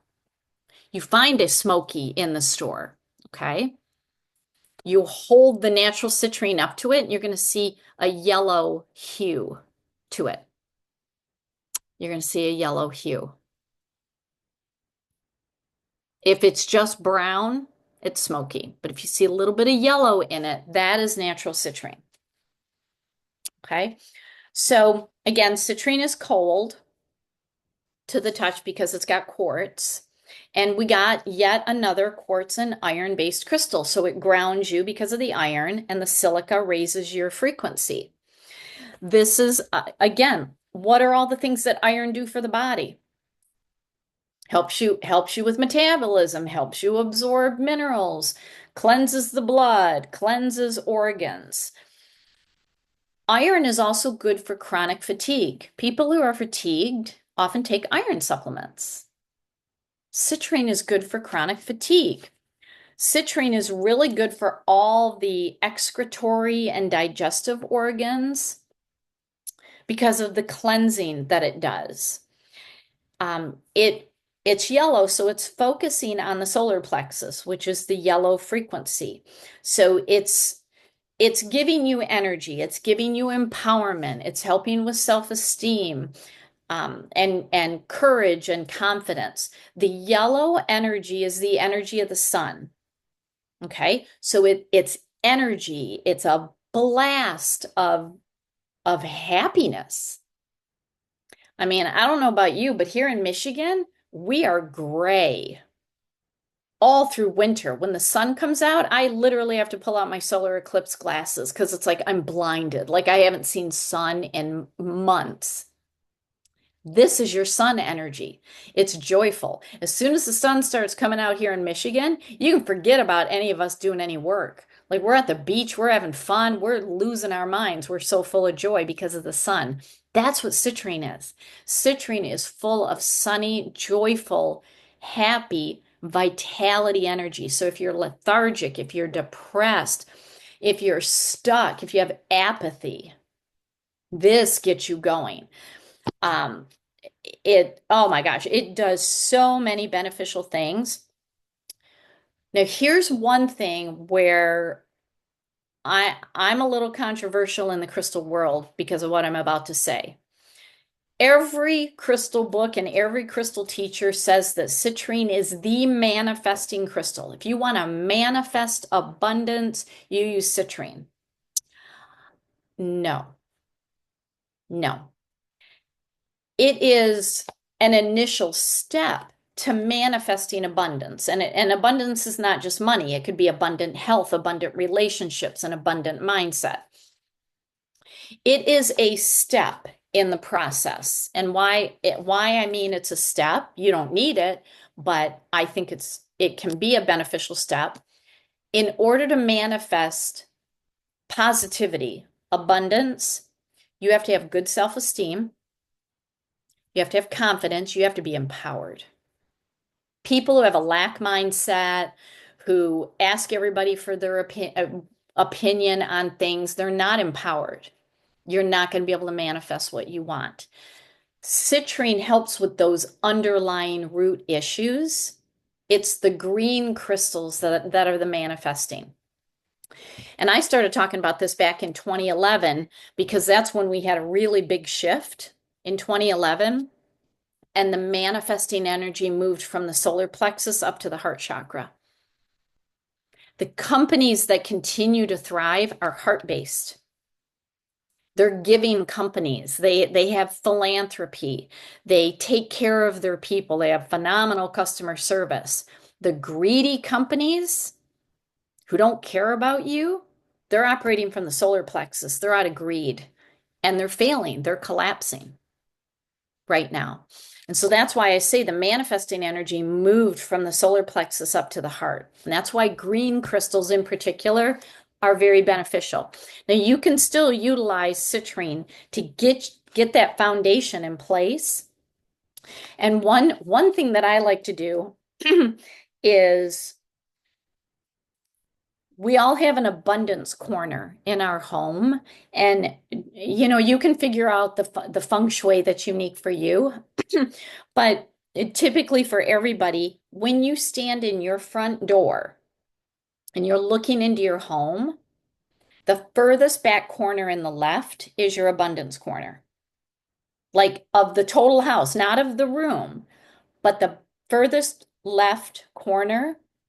That's where you want to put citrine and a green crystal. And I like green aventurine. I talk about that crystal in my animal class. I really should add it to this class. I say that every year and then I never do it.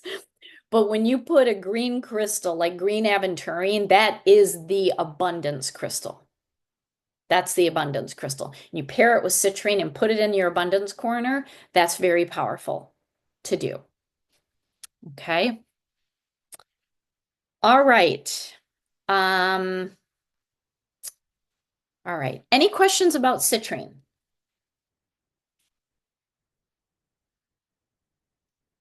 Okay. Oh, sorry.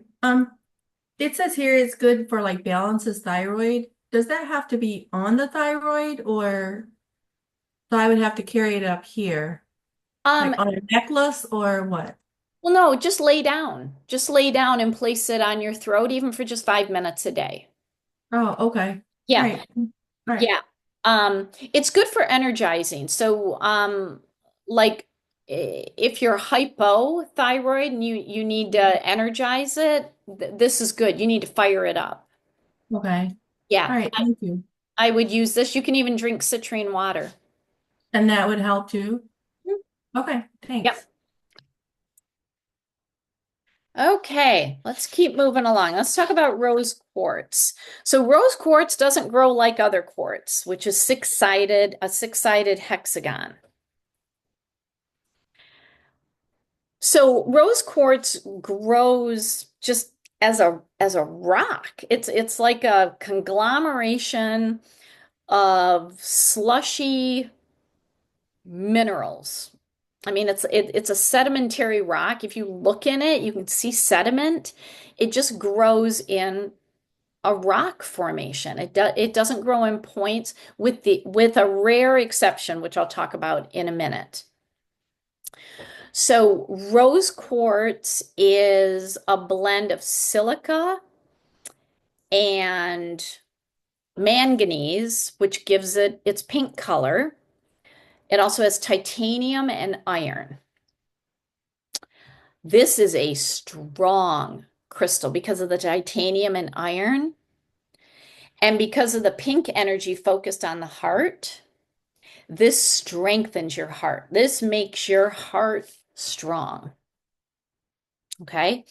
Now, I remember in one of my first crystal classes and the teacher who had no crystal training at all, no crystal training.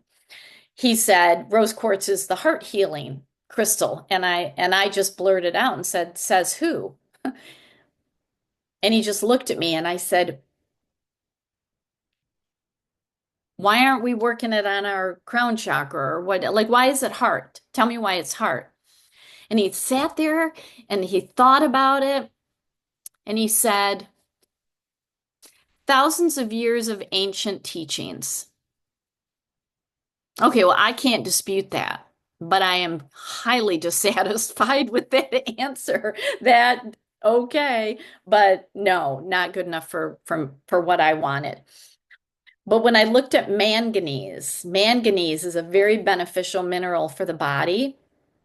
It's good for healthy bones, healthy thyroid, and a healthy heart. And it's like, now I'm getting somewhere. Now I'm getting somewhere. And pink is the frequency of the heart. And titanium and iron are very, very strong. So it's like, okay, now I have a more logical answer for why this is a heart chakra crystal. And it is formed in very high heat and high pressure. And so it is strong. Think of a diamond. It has to go under high pressure and high heat for the clarity. This doesn't necessarily get the clarity, but it is durable. And that's why it strengthens heart energy. Now it's going to be cold to the touch. Unless, really smaller pieces can feel warm in your hands, but normally it's going to be cold to the touch. And it does everything for your heart and the circulatory system. It has iron in it, and iron moves and circulates blood and energy. Iron warms the heart. So this is really good for a broken heart that is just cold and shut off. This warms the heart, literally warms it, and is going to help everything with like your thymus, your chest, your lungs. It's a crystal I like to use with people who have dementia because dementia creates a lot of fear. I use this with my mom who passed away from Alzheimer's, and I put a big chunk of rose quartz underneath her bed at the assisted living facility. And I'll never forget when they called me and said, Allie, there's a big pink rock under your mom's bed. And I'm like, just leave it. Just vacuum around it. Like, just leave it. And it really helped with the dementia-driven fear when the brain is misfiring. It feels really good on burns because it's very cold to the touch. But it is overwhelmingly used for very, very deep emotional healing and getting to the root of emotional triggers. I have been talking about this a lot in recent years, that when we are triggered, we are not to point the finger at the person or the situation that triggered us. We're to look at it and say, ooh, okay, what I'm feeling is something that's ready to release. I need to look at it. I need to look inward and figure out, where did that come from? Can I trace it back to the root? And just knowing where it started, right there is the healing. Just knowing where it started. But when we constantly point fingers out, you triggered me, you said this, you made me feel this way, you've lost the lesson.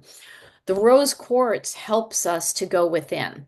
It's like, walking into the lion's den of emotions, but we're wrapped in a blanket. Like, I'm comforted, I'm fine, I'm safe, I'm gonna look at this. And now that I know that, oh, I'm feeling that anger and I can trace it back to childhood when I didn't have the coping skills. Ah, okay. All of a sudden it releases. So this is a really good crystal for that. It's very calming. It's a great crystal during trauma and crisis. If you're just feeling fearful and if fear has gotten up to the heart chakra, just hold it there. Lay it right on your heart. And it's a great crystal for doing affirmation work. So if you like to recite affirmations, hold a rose quartz because it embeds it in your heart chakra, the words that you're saying. All right. Let me show you what is not rose quartz. In this, I'm going to be honest with you, I cannot go into crystal stores. I want to claw my eyes out with what I see. It's like I know a very few crystal store owners who are actually trained in crystals, and I just walk in and it's like, oh, you are hurting my eyes.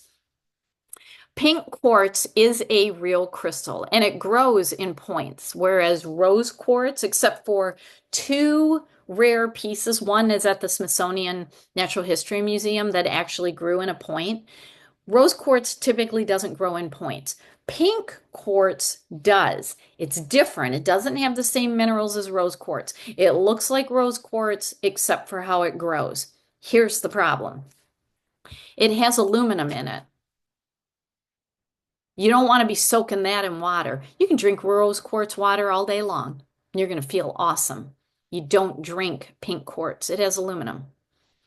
Now, pink quartz is very rare. It only grows in one location in Brazil, and it's expensive. I am now seeing some unscrupulous sellers take rose quartz, which is super affordable, and they are labeling it pink quartz and charging anywhere from 20 to 50 times the price. So, a chunk, like a two-piece chunk of rose quartz, I don't know, less than $10. But then they label it pink quartz and charge 200. And it's like, no, no, no, no, no. So I veer away from pink quartz because number one, it is very rare. Very, like I was all over Tucson, I didn't see any pink quartz. It is very rare. If you see pink quartz in a store, no, I can tell you right now, it's not pink quartz, it's rose quartz. The other one that I am seeing, and this is just flat out lab created. Strawberry quartz is real, but what I'm seeing in the stores is lab created. Strawberry quartz is a blend of rose quartz and hematite. So I talk about hematite in the advanced class, and hematite, when it's polished, it actually has a silver sheen to it, but it's really kind of a red glitter when it infuses into quartz. It's a beautiful like red glittery color. So it'll look like what you see on the screen, and it is rare and it is very expensive. Like a little tumbled piece is probably going to cost you about $100.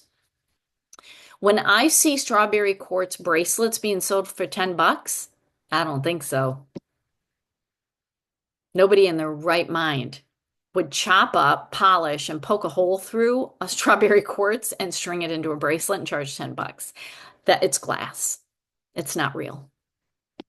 Okay, strawberry quartz is very rare, and what I see in the stores is lab made. This is where take your pendulum, because remember, your brain literally knows and has the connection and knows all the answers. You can take a pendulum or you can do a body test and ask, is this real strawberry quartz? You're going to get an immediate answer. Okay. Just remember, these two are very expensive. Very expensive. Okay. Any questions about pink, or not pink quartz, rose quartz?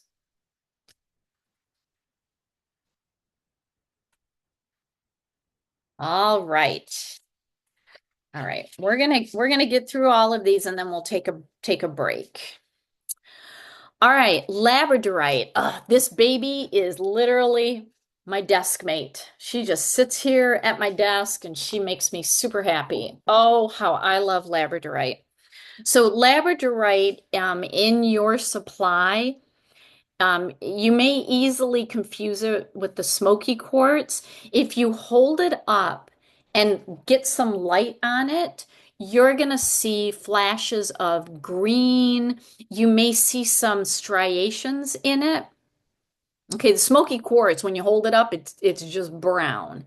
This one, it's got a little green in it, like a really dark, like grayish green, but it also has striations in it. Now, some, depending on where they cut it from the chunk and polish it, it may not have all the striations, when I was selecting yours out, I tried to pick the ones that if you hold it up, you'll be able to see a flash.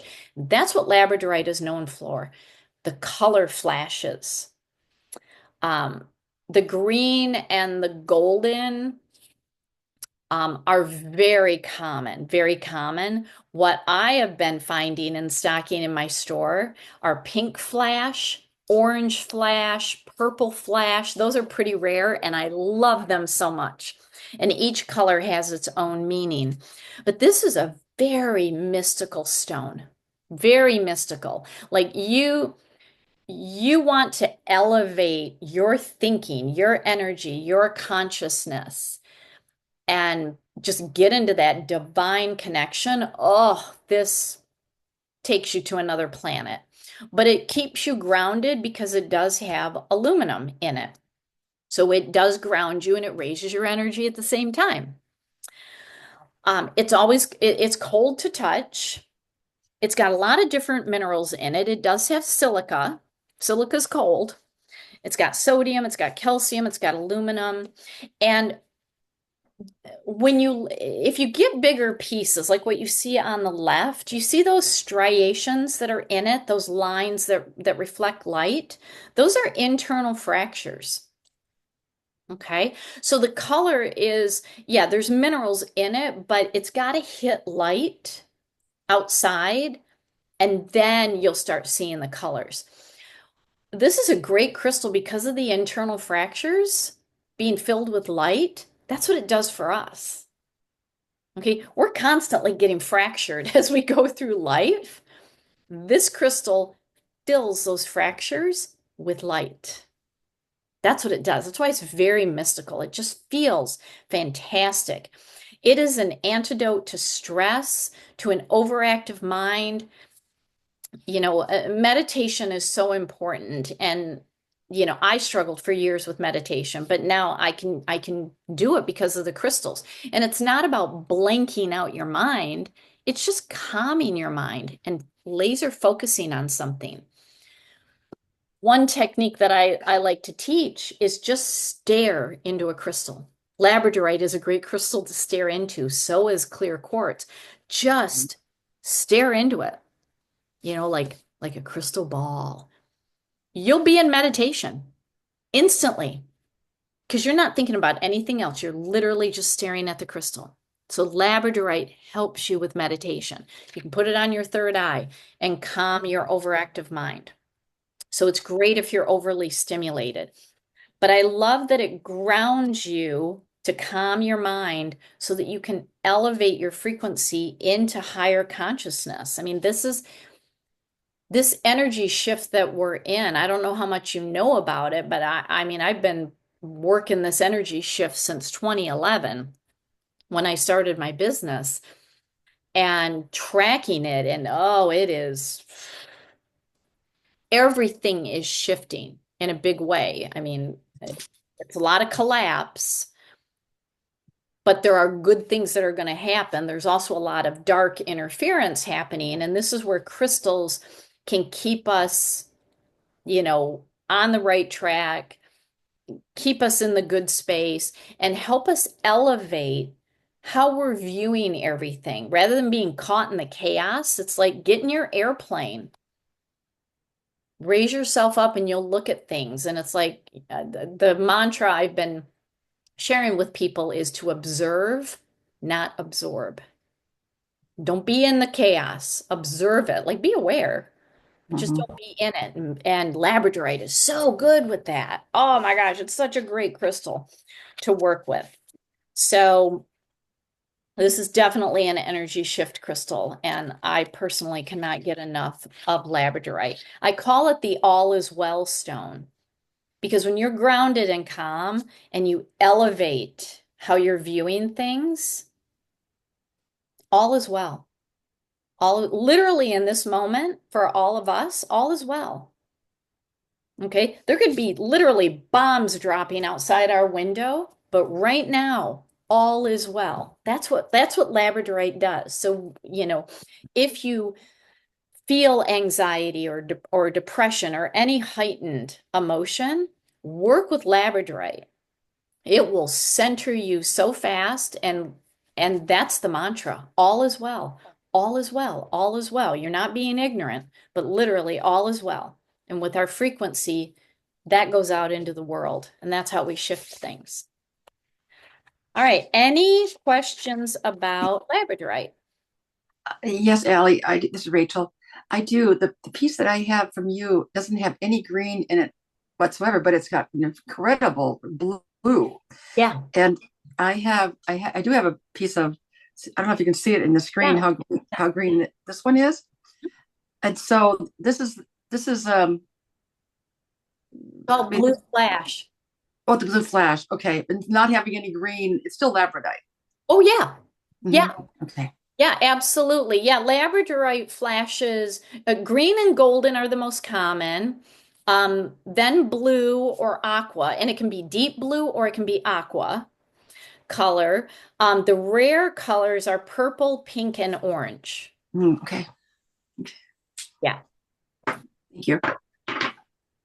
So would this be one because it's grounding that still can be used by electronics, or would you not use it by electronics? I do. I don't have it right in front of my computer. I have it on a stand here, right next to me. And it's more for working on me, than it is for the computer, but it's heavy aluminum, and the silica that's in it is outdone by the aluminum that's in it. So I don't have a problem with it being in my office at all. So I just wouldn't, it's not my first choice to line in front of a computer. But here we go. EMF detector. Let's see. Test. All right, my computer electrical, because I took my crystals away, is at 233.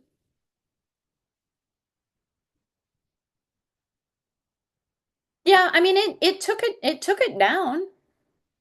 It took it down kind of like the black tourmaline, so you could put it in front of your computer, even though it has some silica in it. So yeah, there you go. I just changed my mind.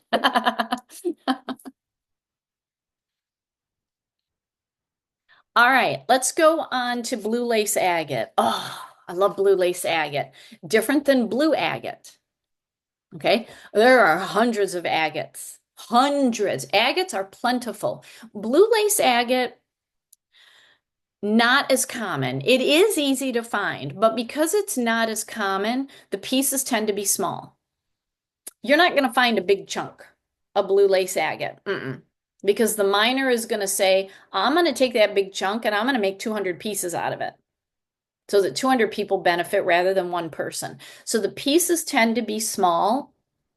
Like I've got a piece here that, is like 2 inches, 2 inches wide and 2 inches long. That's rare to find that big. And it's rare to find raw pieces. So if you find them, get them. This is a banded agate. Okay, so you see the bands in it, right? You see the little squiggly bands? The bands are layers of quartz and chalcedony. Chalcedony is a blue crystal. It's gorgeous on its own. This is a blend of that. And blue lace agate is overwhelmingly polished and tumbled so that you can see the beauty, because the raw versions, yeah, you can still see the layering, but the polished version brings it out. And that's why they polish blue lace agate. It is cold to touch because it has quartz in it. And this is your calming, soothing, anti-inflammatory. It is anti-inflammatory physically for your body and emotionally. It is anti-inflammatory. If you find that you are bubbling up with anger, agitation, rage, there is a huge amount of divine feminine rage happening right now. I'm not saying cool that. I think that's an awesome thing that's happening right now in the energy shift. But if you are just feeling agitated, blue lace agate is going to calm you down. It's anti-inflammatory emotionally and physically. If you have an overactive thyroid that you need to calm down, that's going to be fantastic. If your lymph nodes are clogged, it's very cooling, and it literally flushes and stimulates chi energy in the body. This is a flushing crystal to work with. Okay. I have a history of sinus issues, and I'm a big fan of surgical tape and taping crystals onto my body. If you can do it under clothing, nobody knows. But when I'm having sinus issues, I will tape blue lace agate to my sinuses to flush them. And it's great. It works. I accidentally forgot one time and got on a Zoom call, and I had crystals taped to my sinuses, and everybody's looking at me like, what is she doing? And I'm like, I have sinus issues. If you want to tape crystals to your body, I'll teach you. So, really, really a great crystal for calming and soothing. And most people are full of inflammation. Imagine just laying blue lace agate all over your body. Here's the thing, you can take any of these crystals and put them on every single chakra. Imagine calming your root chakra so that you feel secure and safe. Calming your sacral chakra so that maybe digestively you don't feel so icky. Calming your solar plexus to get you grounded and empowered. Calming your heart, calming your speech, calming your mind. Oh my gosh, what a tremendous layout that would be. One thing that I like to do is, I wish Young Living would bring back that sandalwood moisturizer. Sherry, I don't know. I keep writing and everybody's ignoring me. But in my jar of Young Living face moisturizer, I stick a blue lace agate in it so that it's just anti-inflammatory. It's cooling, it's soothing. You can add it to your moisturizer. Okay. So there's just lots of fun things that you can do with this. And if you have eye strain or puffiness under your eyes, you can lay these on your eyes. What I like to do is put them in the refrigerator for just like 30 minutes, and then they're really cold. And then I'll just lay on the couch. Like, forget about cucumber slices. No. Blue lace agate on the eyes for eye strain and puffiness works really great. I love it. But this is a crystal that lets you be heard. Okay, it calms your throat chakra so that you can be heard. Any questions about blue lace agate? Anything? All right. We are nearing the end. Let's go to sodalite. All right, sodalite is a great intuition crystal for putting on your third eye. It's got a lot of aluminum in it, so you can't put it directly in water. Now, a lot of people confuse sodalite with lapis lazuli, and the big difference, now sometimes you can utilize the color because sodalite tends to be a more royal blue. It can have lighter blue in it, but it's more of a royal color, whereas lapis is not turquoise, but it's just a little on that turquoise kind of side, like a very dark version. But here's how you tell the difference. Lapis lazuli has pyrite in it. Pyrite sparkles. Pyrite sparkles. That's how you tell the difference. And sodalite has calcium and potassium in it, which comes through as white. So sodalite has white streaks. Now, depending on where you break off, especially tumbled pieces. On this example on the left, kind of at the very bottom, you don't see a lot of white. So just because a piece doesn't have white is not a good indicator. But the white and the deep blue is a good indicator of sodalite. And I see crystal stores mix these up all the time. All the time. They have mislabeled them. But lapis lazuli has sparkle in it because of the pyrite. And why this is a big deal to me, I talk about this more in the advanced class. Lapis lazuli primarily comes from Afghanistan, and crystals that are being mined in Afghanistan, the miners have to give money to the government for doing this, and it funds the Taliban. There is a whole thing in the crystal industry about some crystals actually fund terrorism, which is contrary to what the crystals do. So I'm really picky, and I will not buy crystals out of Afghanistan knowing that the money goes to the Taliban. So that's why I don't want lapis lazuli. I want sodalite. They do very similar things. So that's why I like to help people understand that. Now, sodalite is really powerful for people who work in front of a computer all day and work in an office all day. It helps with sick building syndrome. People who are in a cubicle or in an office and they don't have a window and you can't open the window and they're surrounded by technology and they leave at the end of the day and they feel like crap. And they just get sicker and sicker and sicker the more that they work in this environment. Because it has calcium, potassium, sodium, aluminum, chlorine. Look up what all those minerals do for the body. It helps with sick building syndrome. This is a crystal you can put between you and your computer. It's a great crystal to have in your office. It helps with metabolism. It helps flush your lymphatic system. It boosts your immune system. Because these minerals help with what's called dampness in the body. Dampness in Chinese medicine is basically phlegm. And it clogs up the lymphatic system. That's why this is a good lymphatic crystal. So you could buy, here's something. I don't even have one of these. A sodalite massage wand and hit the lymphatic ports. Literally dig in with a sodalite massage wand. Okay, I need to get myself a sodalite massage wand. That's something to do. It's a great crystal for lowering blood pressure. Blue is calming and cooling. This has protection to it because it's full of aluminum, very high levels of aluminum in this crystal.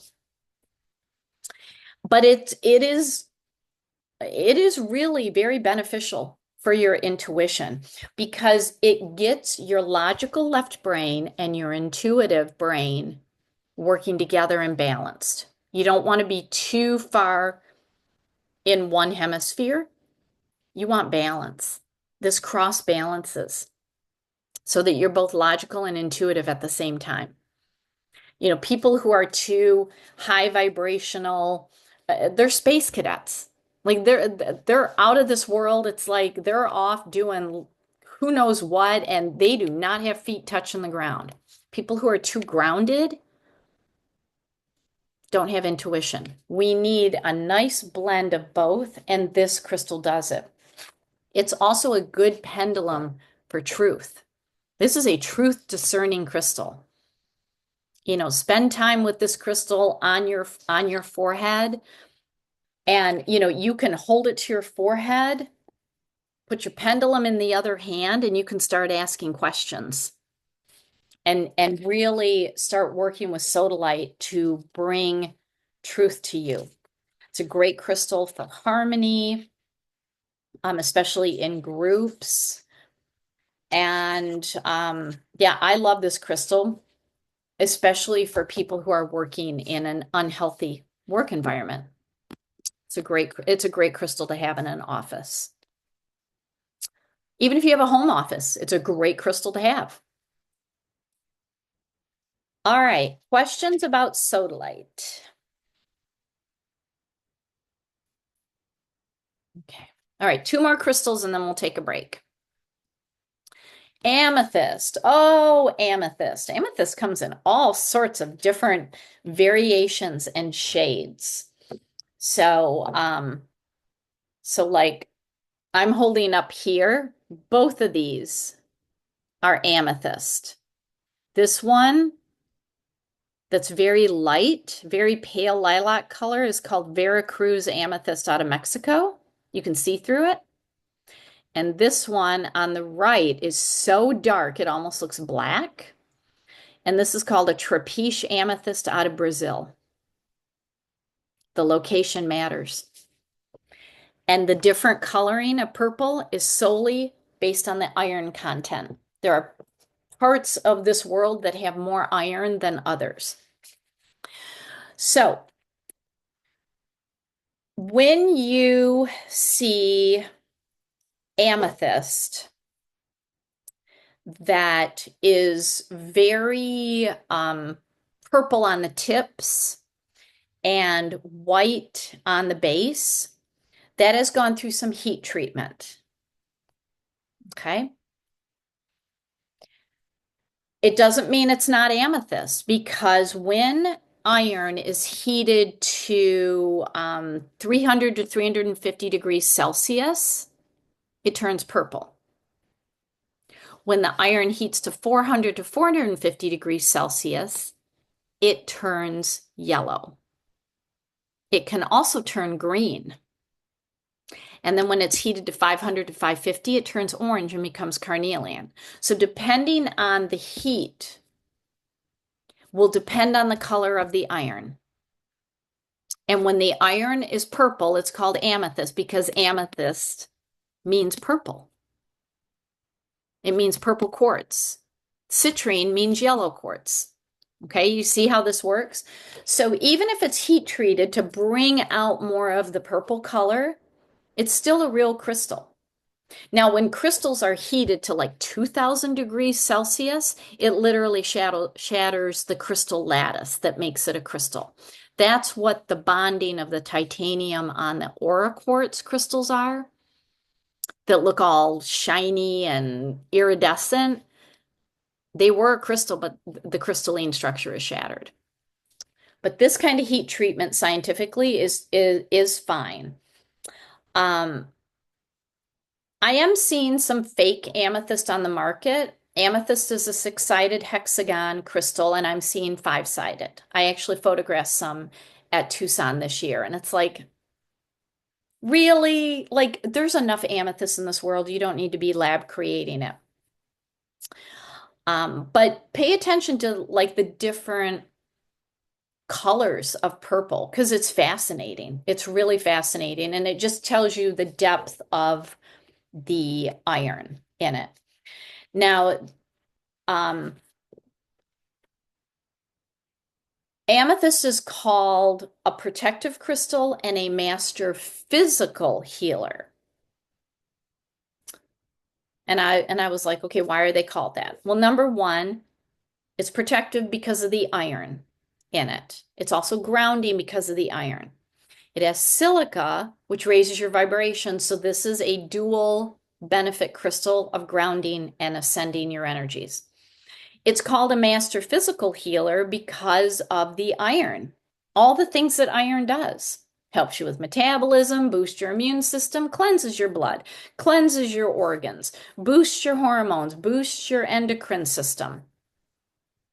That's why it's a master physical healer, because of it's like ingesting an iron pill. It's great for headaches. If you experience headaches, put your amethyst on your third eye.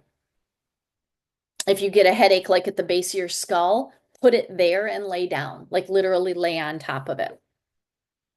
It clears heat and inflammation out of the body because purple is cooling. And that's what amethyst does. The silica clears. Silica just moves energy. And so this helps to clear heat and inflammation out of the body. So if you have inflammation on your body, place your amethyst there. It doesn't always have to go on the third eye. Place it where you have inflammation. Now, this is a crystal that is protective because it has iron in it. And so you can place it around your house. Now, because it does have high levels of silica, I don't put it in front of my computer. Now, the varieties that are very, very heavy in the iron, I have no problem being here in my office. But the ones that are very light purple, I put elsewhere. This is a very spiritual crystal. So when you put it on your third eye, or just gaze into it, just look into it, it elevates your frequency, it elevates your awareness and your consciousness, and it calms your mind. A calm mind can make decisions. A calm mind can focus. A calm mind does not put you to sleep. So during times of stress, trauma, panic, you can't make good decisions at all. You can't. That's when you hold an amethyst. You know, these foundational crystals are really good to put in a pouch and carry in your purse because you never know when you're going to need them. Just carry them with you all the time. Because if you encounter a situation and you need to calm the heck down, I'd put a black tourmaline in one hand and an amethyst in the other and just let it calm you down. It's a great crystal in your bedroom for sleeping. Okay, very, very good for sleeping. You can put it under your bed. You can put it on your nightstand. When it comes to putting crystals under your pillow, I would always make sure that they're in like an organza bag because they will fly around. You'll lose them. So you want to keep them a little contained. But it's a great meditation crystal.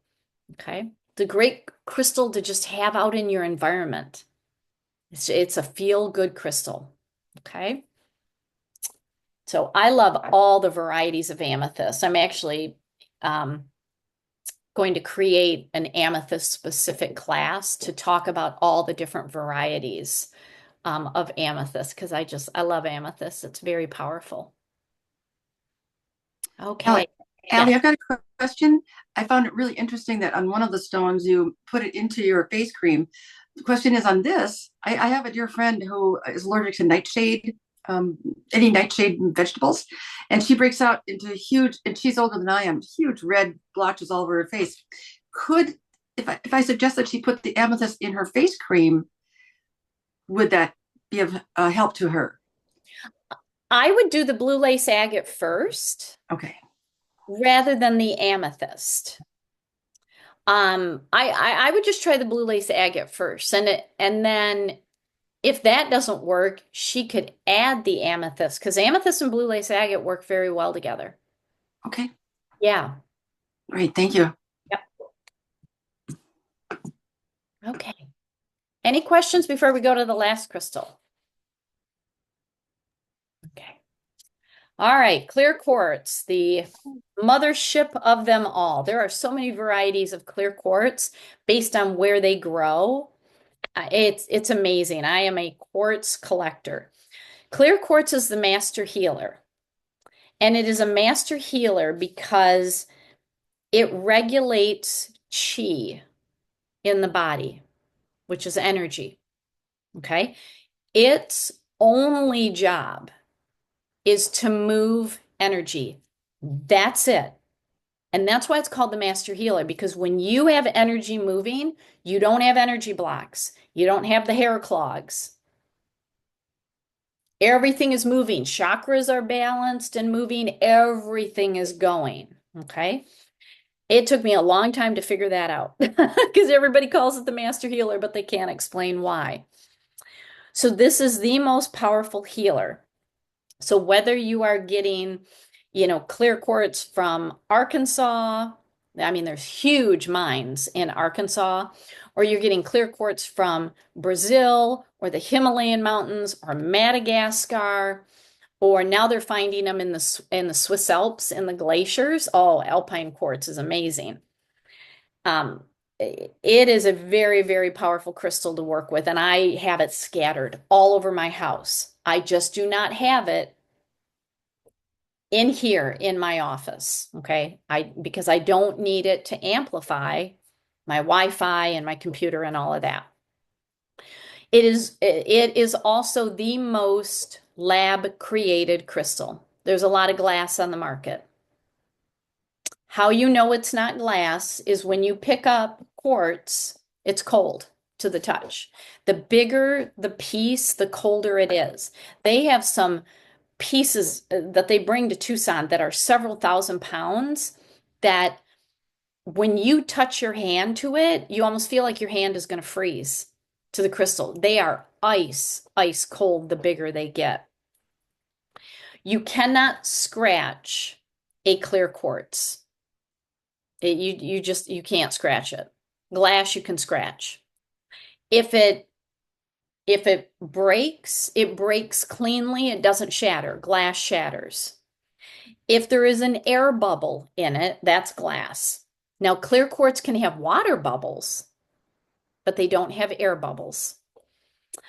If you don't see any inclusions like swirls and, interior, design, basically, it's probably glass if it's super, super, super clear. Now, again, it depends on where they cut it from the matrix. I've got a piece here that at the very, very top, it's super clear. If that were to just be cut off, it might look like glass, but it's cold. And that's the real feature. Clear quartz is cold. If it looks too perfect, it's probably glass. And I do see a lot of five-sided quartz where all the points, like a cluster, all the points are at angles that are too perfect and every piece looks exactly the same. First of all, quartz is six-sided, not five-sided. And clusters do not grow with points in perfect direction, and no two crystals grow the same. So I see a lot of that, and they're charging a fortune. They were charging a fortune for those crystals. And it's like, that's made in a laboratory. As part of my advanced training, I grew a crystal in my kitchen. And it was scary that I was able to grow it. It's like, oh my gosh, now I know why this is happening. So just those are some tips with the clear quartz. Now, this crystal benefits everything physical, everything emotional, at your mental layer, at your spiritual layer, because its only job is to move energy. So when you are moving energy, you are connected. You are connected with the earth. You are connected with all the higher realms. You are clearing the crud out of your energy field so that you can identify and release old emotions, old beliefs, old traumas, deeply resolve even karmic issues. You can get clarity because clear quartz is clear. You get that clarity that you need. When you gaze into a clear quartz, you are immediately in meditation. Immediately. There's no way around it. It's amazing. It's amazing to do it. So in the advanced class, I go through the 12 master quartz crystals, and they're all clear quartz. And it's identifying formations because quartz has the most amazing formations that they grow in. And all those formations have meaning. So I go through that deeply in the advanced class. And this is also a crystal that when we go to do wand work or activating crystal grids, which we'll talk about next, I use a clear quartz wand because it's just silica. There's no impurities. And if I am activating a crystal grid, why not amplify it by using a clear quartz? Okay. So it's like the be all and end all. And remember, clear quartz, you can store information in it. So you may be working with a clear quartz and all of a sudden you just start getting these ideas. You could be getting stored information. We can program a clear quartz, and clear quartz amplifies other crystals. So you can put clear quartz with other crystals and amplify their energy. All right. We are ready for a 5 minute break. Do you have any questions about any of these crystals? Okay. All right, when we come back, we are going to build. I'm going to talk about crystal grids. I'm going to show you how to activate them, and then we're going to collectively build a grid. And then after that, I'm going to put you in 2 body layouts, and then we'll be done. Okay, so I think we'll end by 1:30. I think we'll end on time. Okay, let's take a 5 minute break.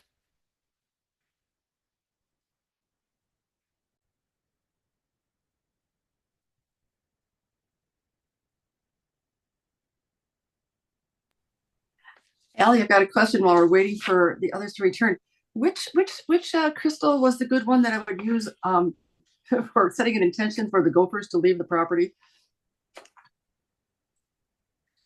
You could do black tourmaline. Ah, okay, thank you. Yeah.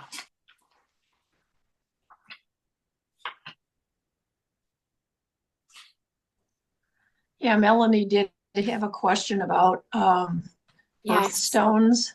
Yeah, I'm just waiting for her to come back on screen so I can answer it. Yeah.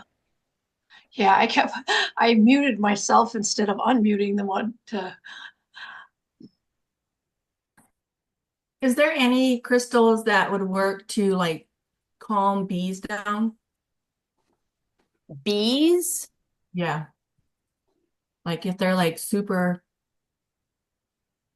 excited.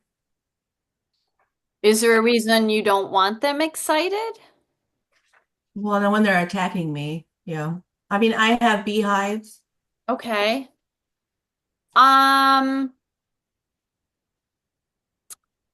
mean, you could try. Uh, Something is disrupting them if they're doing that. You could put black tourmaline nearby to help them feel protected. Okay.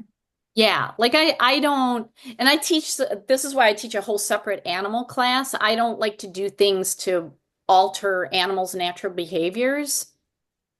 But Uh-huh. my first thought is they feel threatened, so they need protection. So black tourmaline. Okay. Yeah, you can. Great, thanks. Yeah, you give that a try. All right, Melanie, I see your question about the birthstones and that I honestly don't have a good answer for because like I'm August and peridot is the crystal, and I have no rational explanation for why peridot was picked because that is not at all what I would pick for August. I would pick citrine. Mm-hmm. So, I mean, I do a lot with the zodiacs and astrology and some of the stuff that is out there. I mean, I'm starting to feel like I need to write another book. Some of the stuff that is out there, it's like it just doesn't make sense, but I'm certainly not going to disrupt, the birthstones. I don't know who set those. I mean, some of them, like I think September is sapphire. Allie, it seems to me that there's another stone besides peridot for August, and I can't recall what it is. Yeah. But it's like I look at the energies and it's like that's not the energy at all. Like I don't know who came up sapphire for September.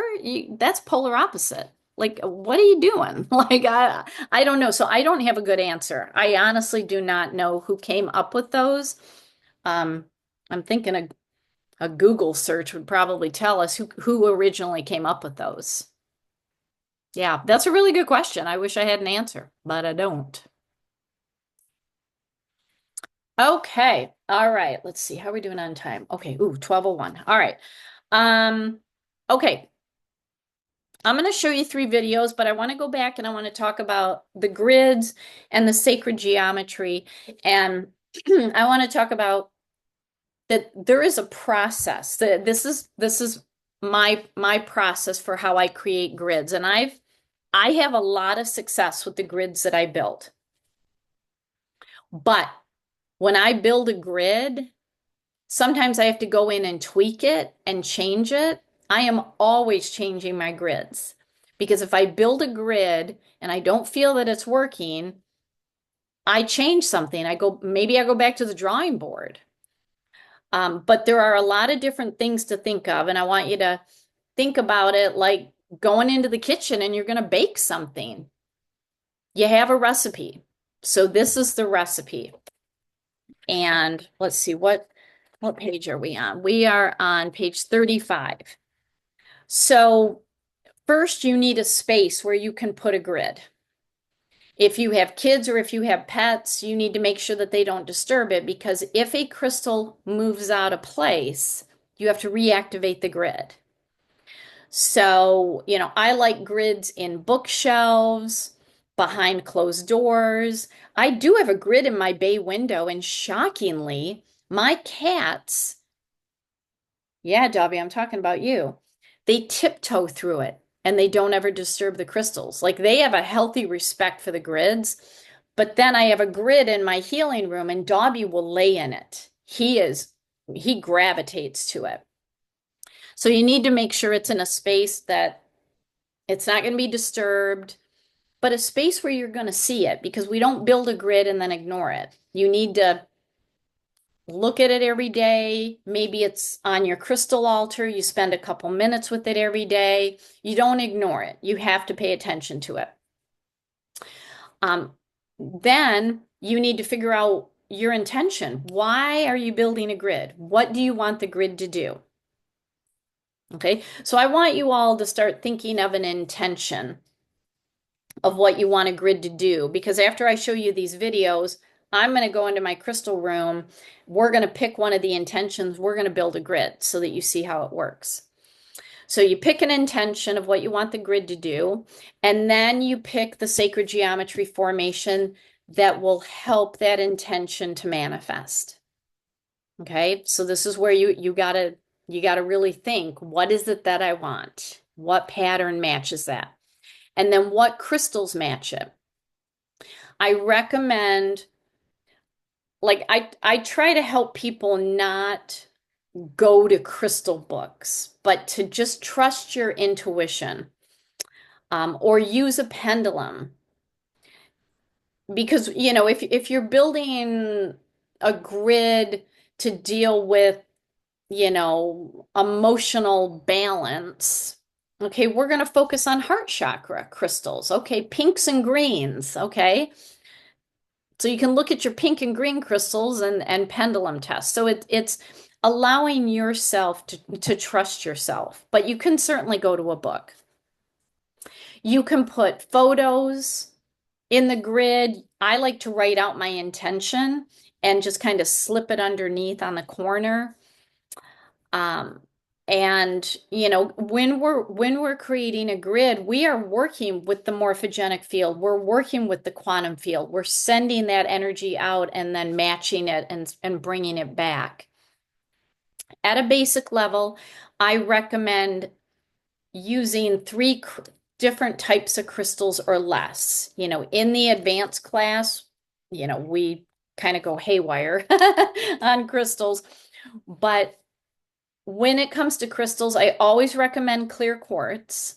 There's a reason you all got a clear quartz tower and 6 points. Now, one thing that I just realized, you would need another clear quartz point to activate the grid. Okay, maybe you have one at home. But I always recommend using clear quartz because it amplifies everything. And if you're going to go through this process, you might as well amplify the energy to get the best benefits.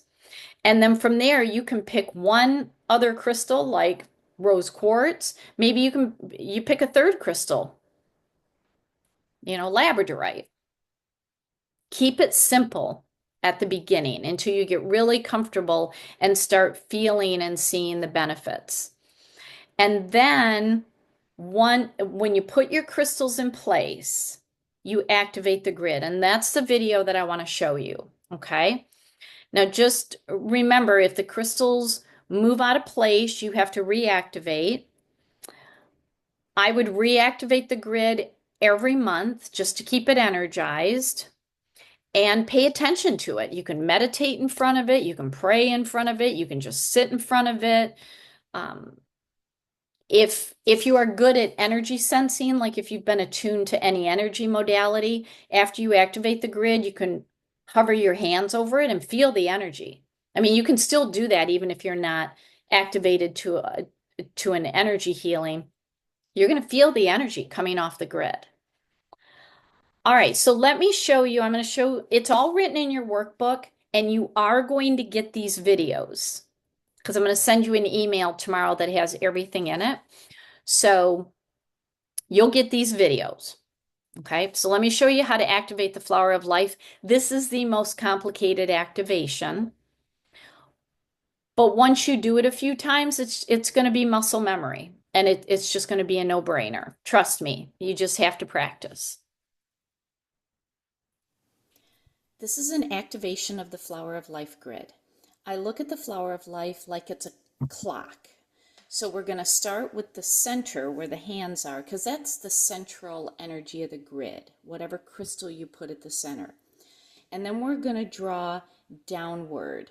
Now you can fill in all of these intersections. Right now I just have 6 crystals that I'm using in total, but all of these intersections, you see those there? You can fill all of these with crystals.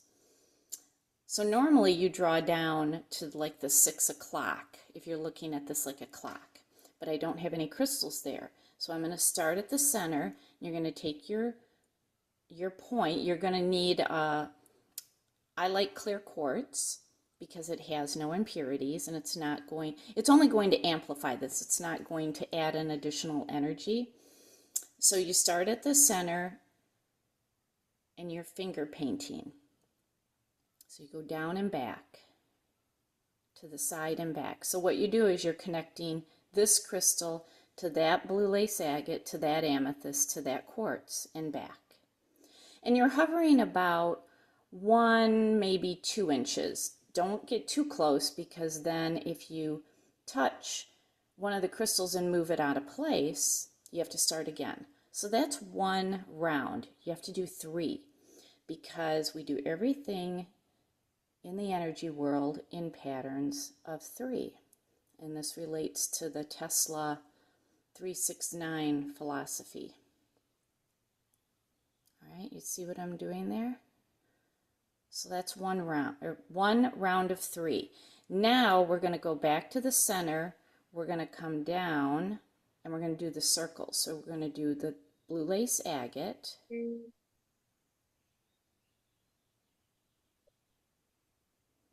And then we're going to go to the amethyst and do the amethyst.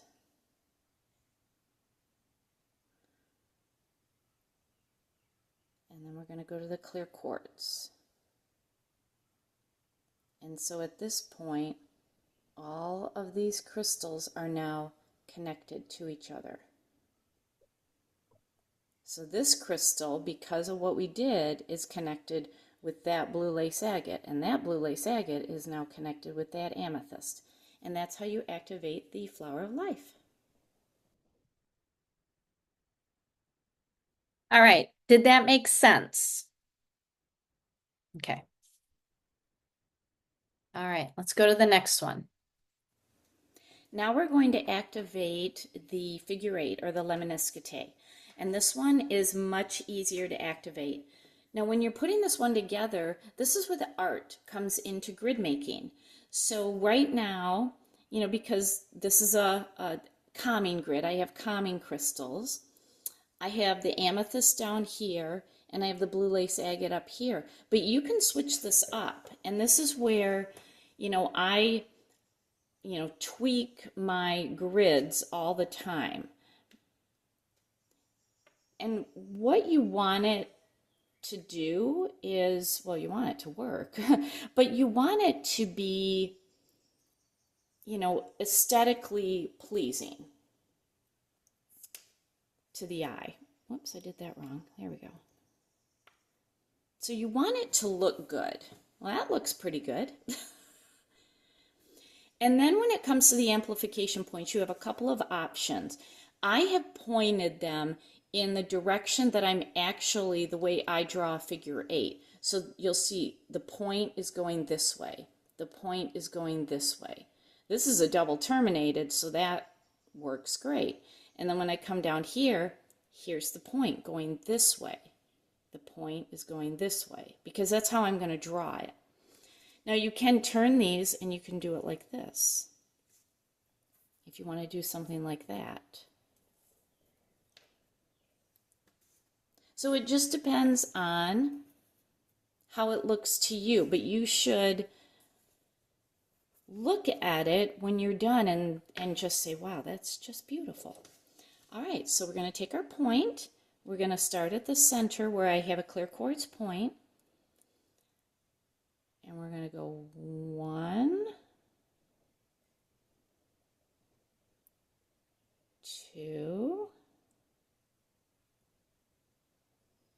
3. And now we're going to do the figure 8 of the outside amplification points, starting at the center. 1,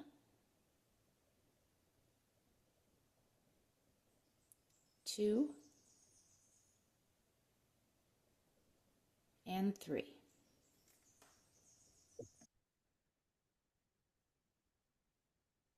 All right, last video. So this video is showing how to activate the Fibonacci sequence or the golden ratio or the phi ratio sacred geometry. So you can see that all the crystals are very symmetrically laid out on the sacred geometry pattern. And so the center crystal is going right at the beginning here.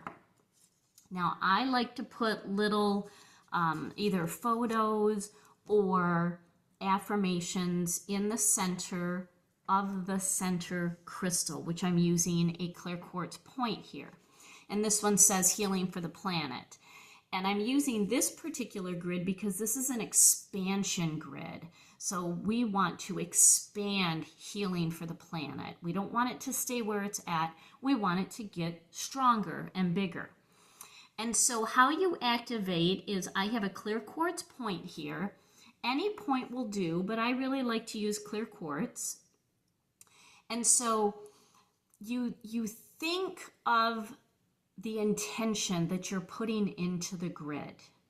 And I just think it in my mind. Sometimes I'll say it out loud.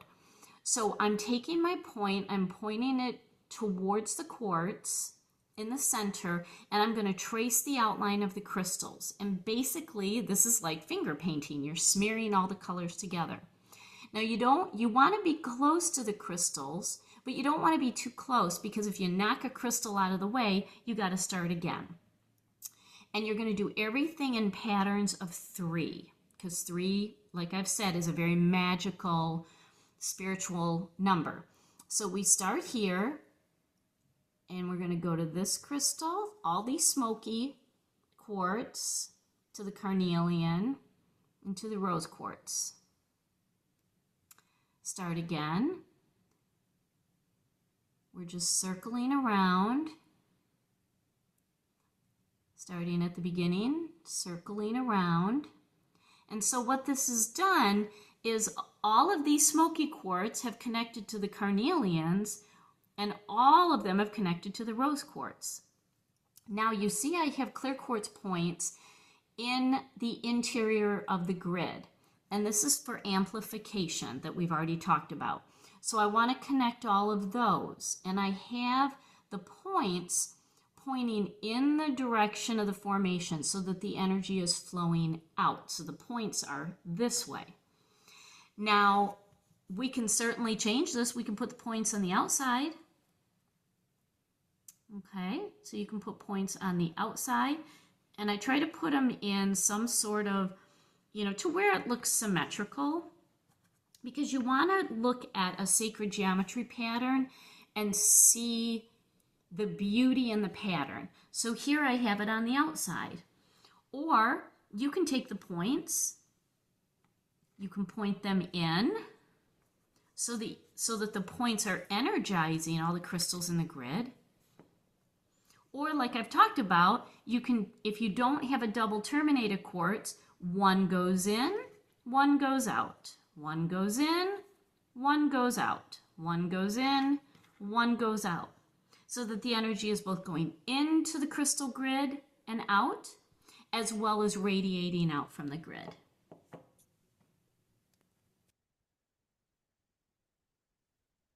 All right.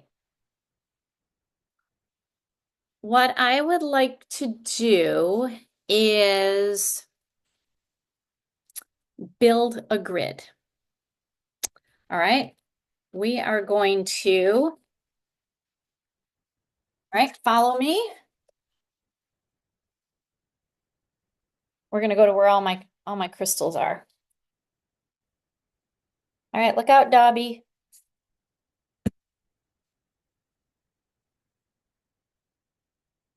All right. So you see that bookshelf? That is my private crystal store, and I've got crystals all over the place because I'm actually having a sale later tonight. So, okay, here we go. I want us to brainstorm a grid. Okay? Does anybody have a grid that they want to build? Do you have an idea?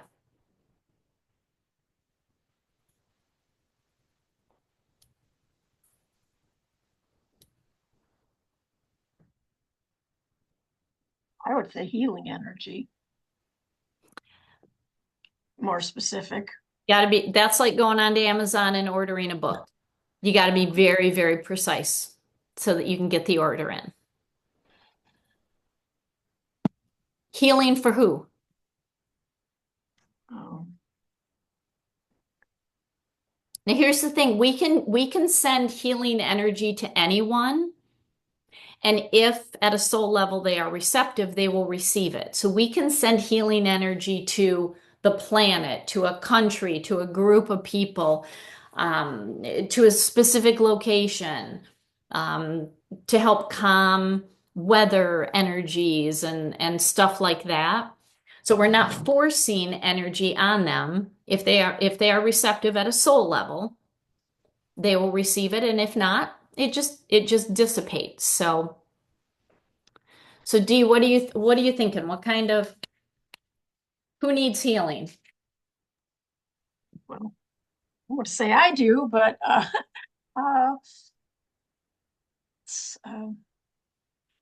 the planet. Okay. How about calming the chaos? How about calming the, yeah, that makes sense. Calming chaos. Yeah. Yes. Okay. That's getting more specific. And that's the thing, when you're setting an intention, think of it like you're ordering from Amazon. If you're vague, Amazon is not going to send you anything. If you say, I want a book, you're going to get 9 million titles. And they're going to say, you got to pick. You have to be precise. You have to tell me, I want Biology of Belief by Dr. Bruce Lipton. Okay. So you have to be very, very, very precise, because if you try to throw energies at too much, it's like throwing spaghetti on a wall and you're hoping one piece is going to stick. Precision is the best thing. Okay. So let's talk this through. Okay, we want to calm chaos. What happens in chaos? What are the feelings? What are the actions? What are the things that happen? Start shouting out words. Dysfunction, scattered. Fear. Fear, yeah. Fear, Uncertainty, anger, agitation, nervousness. Okay. depression for some. Aggression, yep. Yep. Loss of control. loss of control. So, what's the antidote to all of that? Love. Calming. Calming. Because all those words we just said is not what we activate the grid with. Because otherwise, we bring more chaos, more anger, more agitation, more restlessness. So, calming. So, what are other things that we may want to say? Calming. Bringing To love. dating. Oh, Sherry, what was that? To dating. Sedating. Grounding. Grounding. Love. That's a whole Gentle. separate grid. Getting Oh, into the emotions, that's a totally separate grid. oh, okay. Yep, we are laser focused on calm. You can build multiple grids and connect them. Clarity. Clarity, Clarity or certainty. Or something. that's a separate grid. Okay. Yep, that's a separate grid. So yeah, so Tolerance. with calming, I mean, and we can just solely focus on calming, soothing. Mhm. I'm wondering if we can throw in harmony. I didn't bring my pendulum in. Can somebody pendulum test if harmony goes with calming? Yes. Okay. So that's probably good. We throw in harmony, calming and harmony for the collective. Yes. Ellie, does it make, to be more specific, does it make a difference if we pinpoint what we think is the geographic location of the source? You can pinpoint a geographic location, or you can not box yourself in. Now, if you're making a grid to calm down the wildfires in Northern California, then absolutely you laser it. Mm-hmm. You laser it to that location. But right now there is chaos worldwide. We don't want to box it in. Okay. And we don't want to influence the energies with our opinion of where we think it originates, because right now it's everywhere. Everybody who is in chaos is its own originator. So we're going to try to blanket as much as we can. And here's the thing. I have never built a grid where the first time out, it was a winner. I built it. I waited. I usually give it a week to 10 days. And then if I'm not sensing a change, I go back to the drawing board. Maybe I make it broader. Maybe I make it more precise. I get more clear on the intention.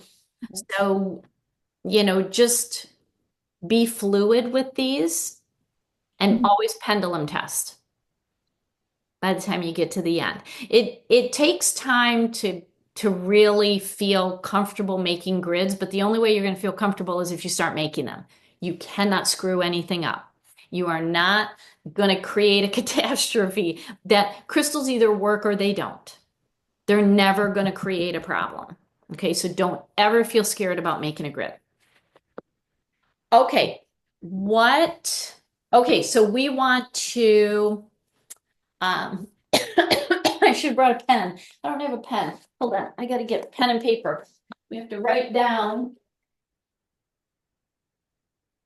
We have to write down the intention. Okay. So this grid, let's see, soothing and calming. Do we want to focus worldwide, or do we want to focus, what do we want to focus on?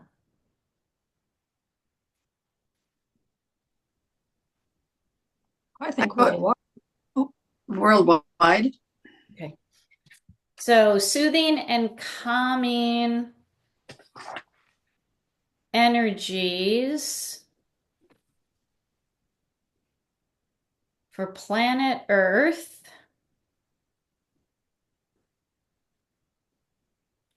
resulting in harmony. How does that sound? Mhm. We'll give it a try. Okay. So I wrote it down because then I will slide it under the grid. Okay, we're soothing, calming, harmony. What sacred geometry formation do we want to work with? I say flower of life Why the flower of life? because everything's connected. Ooh, yeah, everything's connected. And my mind went to the Lemon-Aska for the unity and the harmony.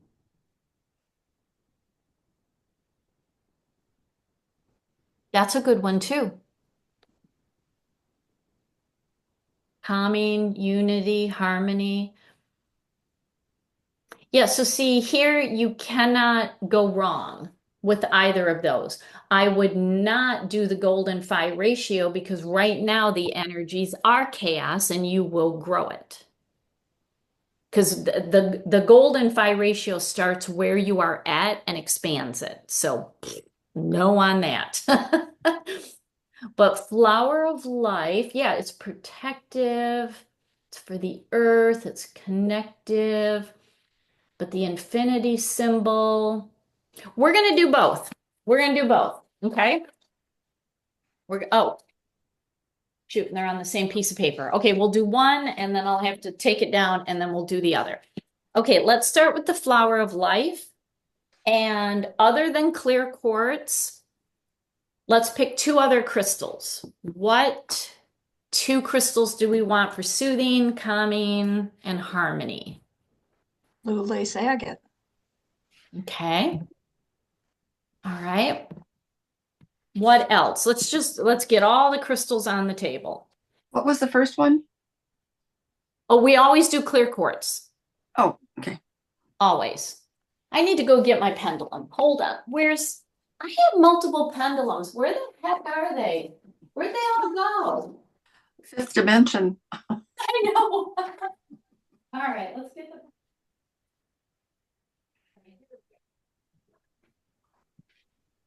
Oh, Dobby. I know, Dobby. I'll feed you lunch. Okay. Blue lace agate. Okay, what else is on the table? Citrine, What? either citrine or rose quartz. It's like eeny meeny. Okay, citrine is energizing, right? It's got the energy of the sun. Amethyst. Do we want to energize? What about the sodalite? Sodalite. I mean, sodalite is blue and it's calming. But is that the best choice? We got to, because if we're going to limit to two, what are the best calming? Labradorite. Amethyst. Labradorite. I'd say amethyst. Okay. Let's start with labradorite. Why labradorite? Because it's known to calm. Okay. And ground. What are the other? Because you have to look at all the energies that the crystal brings. So Okay. what else does labradorite do? Let's see. It helps with fears and insecurities. Fears and insecurities. Does It's chaos protective. come out of fear? Does what? Does chaos come out of fear? Yes. I absolutely believe that. Yes. Okay. All right. That is an option. Okay. And then amethyst. Who said amethyst? I did. Why amethyst? I just thought that it is calming. Thinking of it's protective. It's a master healer. I don't know if that's physical. I mean, it's a master physical healer. Helps with decision making. Oh, which people in chaos don't make good decisions. Right. Okay. All right. So here's what we're going to do. So so all my tumbleds, here, I'll show you. This is one of the storage systems. These are not my crystals, but the ones for classes and for the store. I see that container. It's like a hardware container that you put nuts and bolts in. That's where the crystals are. So, all right. So I have amethyst, blue lace agate, and labradorite. Okay, for our grid for soothing, and I'm going to say the intention. For soothing and calming energies for planet Earth resulting in harmony, should we use amethyst? No. For soothing, calming energies for planet Earth resulting in harmony, I'll put it where you can see it. Should we use, let me start again. All right. For soothing and calming energies for planet Earth resulting in harmony, should we use blue lace agate? Yes. For soothing, calming energies for planet Earth resulting in harmony, should we use labradorite? Yes. Okay. So blue lace agate and labradorite. Now, because I had set the intention that we were only picking two, if I change, pull the amethyst back out. If we decide to add another crystal, is amethyst good for this grid? Yes.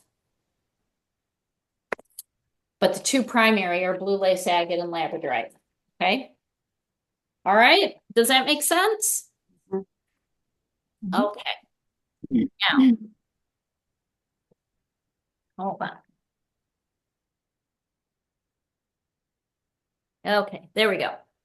So, like your tower, I got a clear quartz tower. I love clear quartz in the middle because no impurities, total amplification. Okay, now whenever I am buying tumbled crystals, I buy in replications of 6 because of this. Because the first ring I need smaller pieces. These are too big. The first ring has 6 spaces. Now, if you only have 3, then you can just do 3. You can skip. So I put one there, I skip one, I put one there, I skip one, and I put one there, okay? If you only have 3, you can do that. But this is why I buy 6. So that I can fill every space. I also try to use crystals that are the same size. So I'm not doing, one, little crystal and a big crystal. I try to give them equal opportunity by being the same size. So this is one option. Now here's the thing. When you're dealing with a grid, you always start with the central crystal. And on the Flower of Life, it is this central quartz. That's where we start the activation. And that's like the first domino. We're doing a domino effect. And we want to be able to let each crystal topple the next crystal. So we have to think through, okay, this is soothing and calming, resulting in harmony. So when we look at blue lace agate versus labradorite, what is the first energy domino that we want to topple? Like, what is the first thing that needs to happen in order to soothe and calm the energies?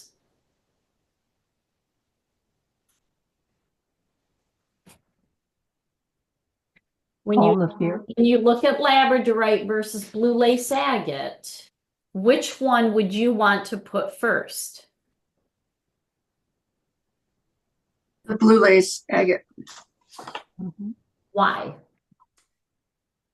Because it's not only calming and soothing, but includes anger, temper, and bad mood. Okay. Is that the first domino, or is that the end result that we actually want?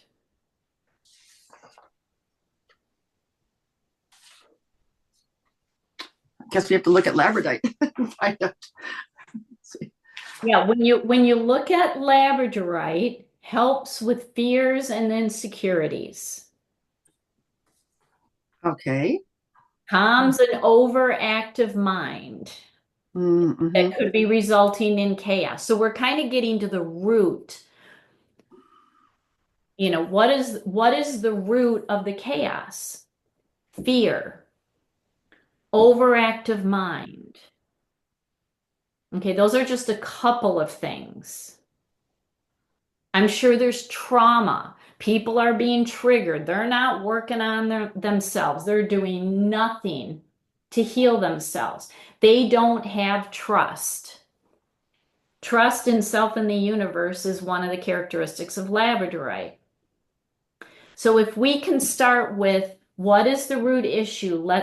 Can we topple and help with the fear, the insecurity, the overactive mind? Get them into a higher consciousness where maybe they can think and listen and all sorts of good stuff. And then the blue lace agate calms the result that happens from all the fear and the insecurity and the overactive mind, calms the energy, calms the anger, soothes the energy. Do you see how that works? You see how I did that? Does that make sense? Yes. All right. That's how you need to think about these grids. What is the first energy that you want to hit? So I'm now putting the labradorite. So it's getting to the root. What is the root? And this is where you really got to sit down and start mapping it out. What's the root? What's the root of the chaos? It's fear. So we got to work on the fear. And then once you work on the fear, now we can start calming the energies. So this next circle on the flower of life has 12 spaces. Okay, if you only have 6 pieces, that's okay. You can go every other space. You see how I did that?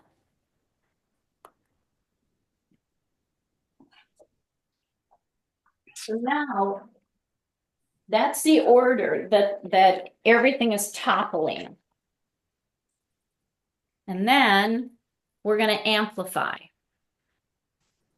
Do we want the points to go in or out or both? What's the benefit of the amplification points going in? It focuses on the world. Yeah, what they do is they basically send the energy in, and so it's like finger painting. You're grabbing all that energy and you're shooting it out to the point. Whereas when the points are going out, this grid is going out through all those points in different directions as well as through the center point. So both are right. I mean, there's no wrong way. It's just how do you want to do it?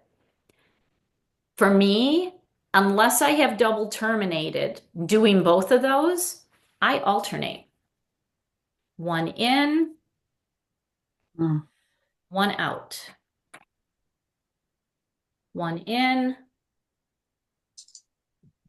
one out.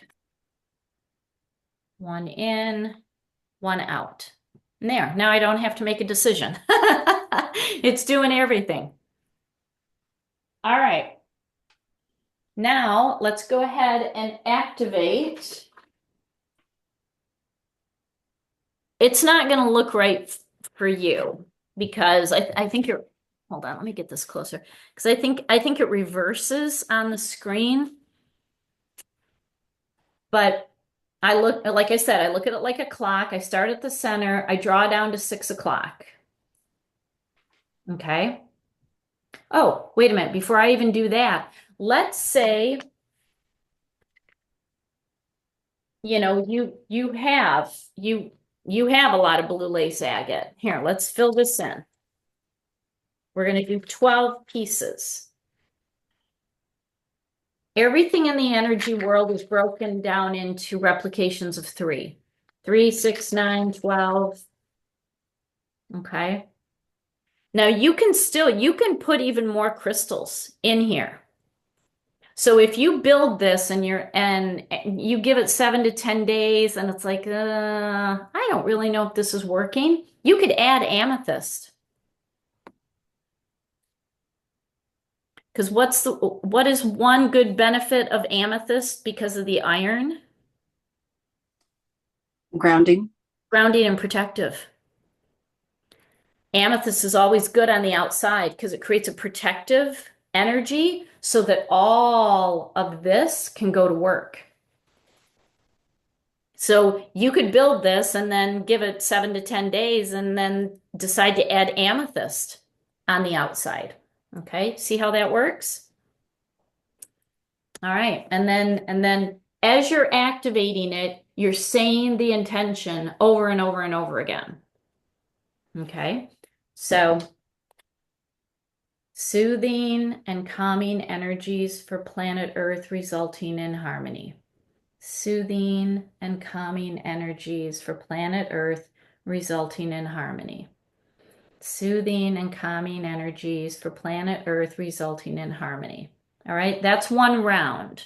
Just for the sake of time, I'm not going to do all 3. And then we go down and we do the circles 3 times. Soothing and calming energies for planet Earth resulting in harmony. Soothing and calming energies for planet Earth resulting in harmony. Go to the points. Soothing and calming energies for planet Earth resulting in harmony. All right. Even though I didn't do the full activation,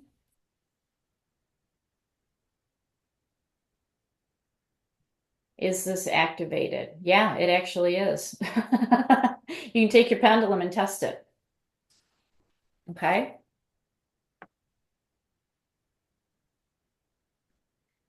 So that's the thing. After you build a grid, pendulum test. Is it active? Every day you can put your pendulum over it and ask it, is this, and then read the affirmation or the intention. Is this soothing and calming energies for planet Earth resulting in harmony? And if at some point it says no, go back to the drawing board. Okay, does that make sense? Okay. Let's do Okay. the Nescafe. Allie, I have a question. Yes.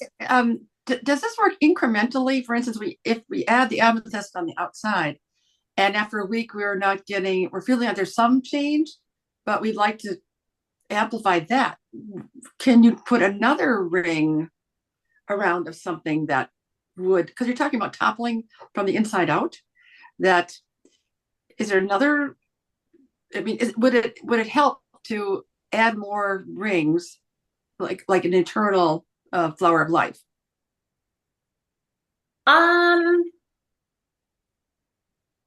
You'd have to give it a try. Mhm. I don't know. I don't know. I don't know. If what you have created isn't working, more layers are not going to make it better. Mm-hmm. But if it is working, then I wouldn't mess with it. Like, don't fix what's working. Let it work. okay. But I do have a question. When you were talking about the energy starting from the crystal in the middle, that successively it topples the energy going out. So why would we have the outside crystals going in and out if we're really sending this out with the final energy of being calming? Because you can direct how the energies go. You can direct how they go. The clear quartz is simply amplifying and pushing the energy. So that central crystal in the middle, it doesn't have to be a clear quartz, but I primarily, like right now, I have an epidote quartz in the middle of one of my grids. That's the central crystal that starts the domino effect. Okay. The amplification points just decide how do you want to send the energy. So the domino effect and sending the energy are two different things. Okay. So you got the domino that starts with the central crystal, the amplification. And again, there's no right or wrong. Do you want to send it out through that central point, or do you want to send it out through all the amplification points? There's no right or wrong. I like to do both. So that's why I like working with double terminated, or I alternate the points. Okay, thank you. Yeah. Okay, let's do the lemniscate. Here, hold on. What is this doing? Oops, hold on. I just lost you guys. Where'd you guys go? Oh, there you are. Oh my gosh. Old Zoom just disappeared. Okay. Central crystal. All right. Now everybody draws a figure eight differently, but the way I draw it, I'm going to be going to this circle first and this one second. So we've already decided that the first energy we want to topple, because this truly is a domino effect, is the labradorite. Now, if you only have three, you can do, here's the thing, for making grids, you need at least three of everything. Three is your golden number. I prefer six. Okay. There's three of each.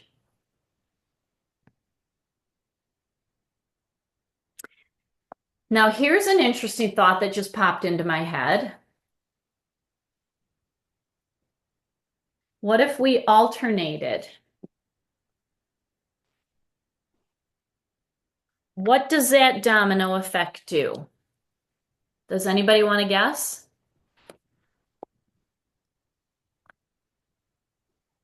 It's one of the three principles. What is it? So the first domino is hitting the fear and the insecurity and the overactive mind, and then calming. And then hitting the fear and the insecurity and calming. Hitting the fear, insecurity, and calming. So as you hit the root issue, you calm it. Hit it again, calm it. Hit it again, calm it. So this could work. You could do that. It depends on, well, it's pendulum test.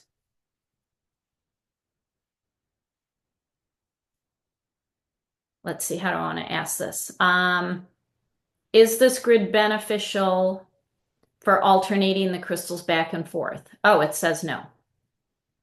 Okay, all right, there you go. I was just literally thinking out loud that might be good, but that's the thing. Like, just think about what this is going to look like, and then pendulum test. All right, I'm gonna do 6. I'm gonna do 6. All right, there we go. All right, let's ask. All right, are these crystals in the proper order for soothing, calming energies for planet Earth, resulting in harmony? Yes. Okay. All right. All right. This grid is being activated for soothing and calming energies for planet Earth, resulting in harmony. Now that one I did not do amplification points. Is this grid activated? Yes. Okay.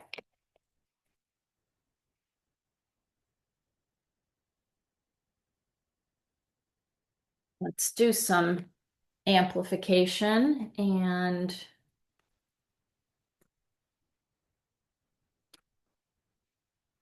see that one I want there and that one I want there. Okay, there we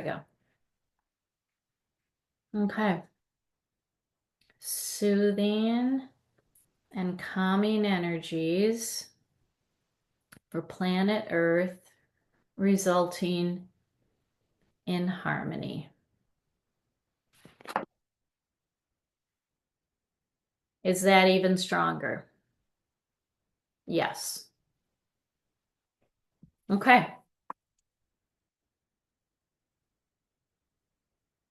And then what I would do is I would take my little intention without moving the crystals. I slide it underneath.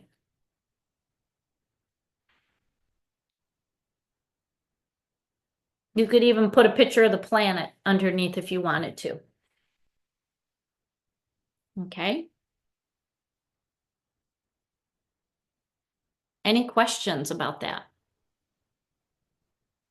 You kind of get the method to the madness of how you think it through and just try to be as specific as you can. I have created grids where I was throwing spaghetti against the wall. Some things worked in it and other things didn't. So I have learned that precision is the best. And if you want to just create 2 grids, because along with this, we may need trauma healing, we may need karmic lesson resolution, we may need heart healing. I mean, there may be other things, and you could create multiple grids and just set them by each other, let them work off of each other. Yeah. All right. Does that I make have sense? a question.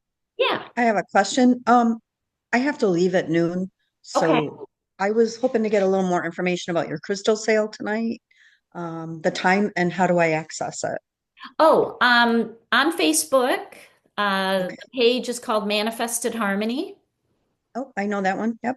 Yep. It starts at 6 p.m. Eastern. It goes until noon Eastern tomorrow.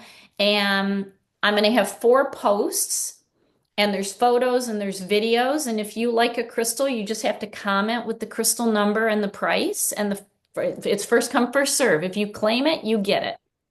Oh, perfect. Thank you. Yeah. I'm sorry. I can't go over today. Oh, that's okay. That's okay. But we're getting a video, right? So I can watch this next part. Yeah, because now we're going to do the 2 body layouts. So yeah, you can absolutely watch that and do it. I think I'm going to sign off, but I wanted to say thank you Okay. very much for the class. It was very informative. Oh, I good. enjoyed it. I'm glad that you were here. Thank you. All right, I'm going to move back into my office and the thing with grids is to just practice. I mean, I remember some of my first grids that I did, and it's like, oh, Allie, oh, you were so cute. You were so ill-informed. But I did no harm. I did no harm. They just didn't work. And it's like working with new things. I remember the first time I started working with essential oils. It's like, I don't know what the heck I'm doing. I'm just gonna pour them on my body and we'll just figure it out. Well, then I figured it out. Okay, so just you cannot do any harm. Please do not be afraid of grids. They're amazing. They either work or they don't. Okay? They either work or they don't. Okay.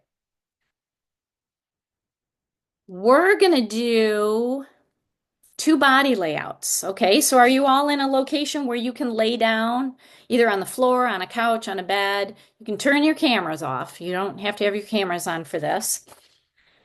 But I want to talk you through 2 layouts. So the first thing, I want you to have all your crystals. And don't lay down. Like I want you to just sit down. Don't fully lay down because I'm going to teach you how to lay the crystals on your body. But make sure that you have all your crystals with you, every single one that I gave you in this class. So I will let you get in place. And we're going to use the chakra crystals, okay? So make sure you also have your pendulum with you.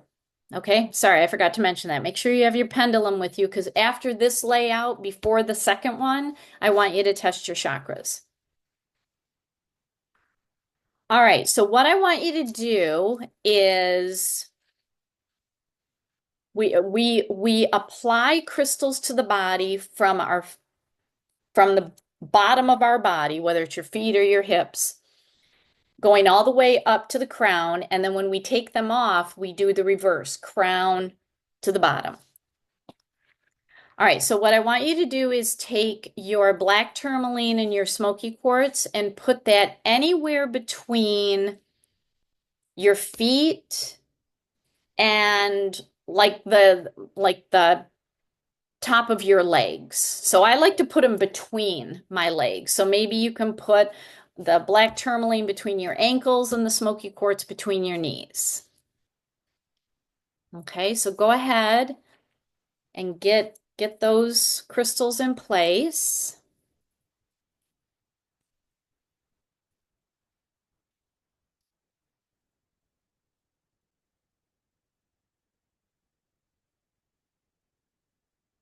So black tourmaline, so don't lay down yet. So black tourmaline and smoky quartz between your legs.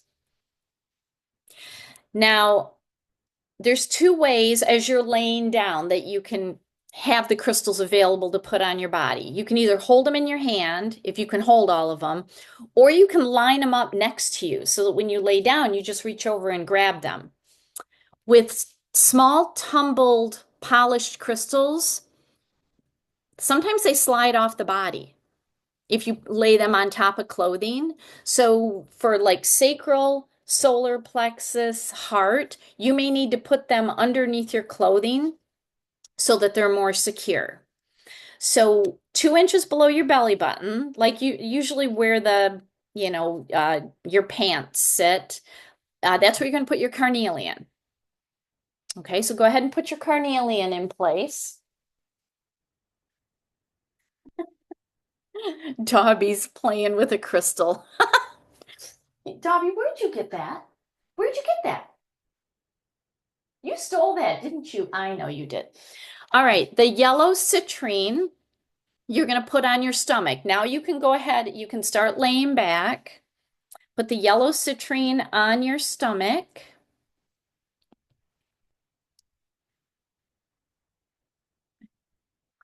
On your heart, and you may just need to tuck these in your bra, you're going to do both your rose quartz and your labradorite.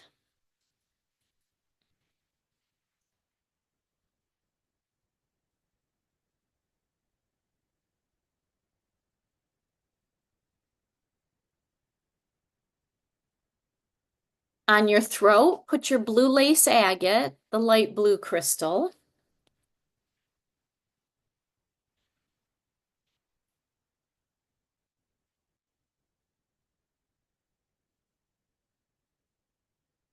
On your third eye,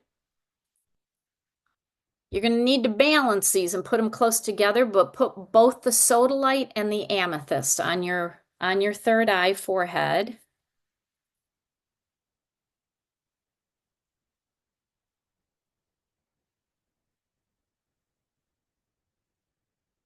And then on your crown, you're going to take your bigger piece of clear quartz with the flat bottom, and you want to lay it on the ground with the flat bottom touching the top of your head, and then the point is literally going away from your body. Okay, so just lay your clear quartz there. And I'm going to just have you lay for 5 minutes. As you lay in this layout, I want you to pay attention to what you're feeling, any sensations, any twitching, any thoughts that come into your mind that are kind of unusual. Maybe you think of something that you haven't thought about in a long time. So pay attention to what is happening, and I will call you out of it in 5 minutes, okay?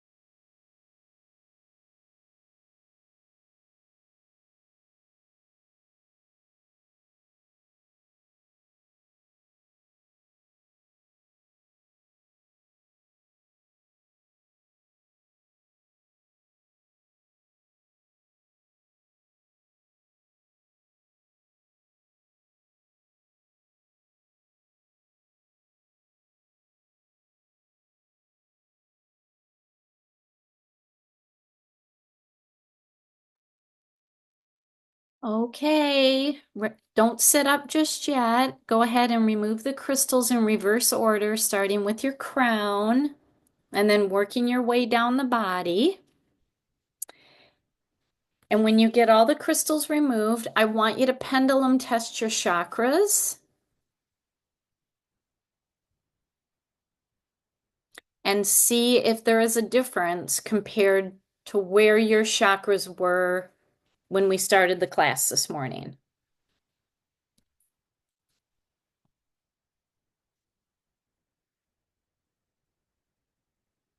Now you can stay seated on the floor or on the couch. Don't get back up because after you test your chakras, I'm going to put you in one more layout. And then after that, we'll debrief about what you felt. Okay. So let's just take a couple of minutes and test your chakras.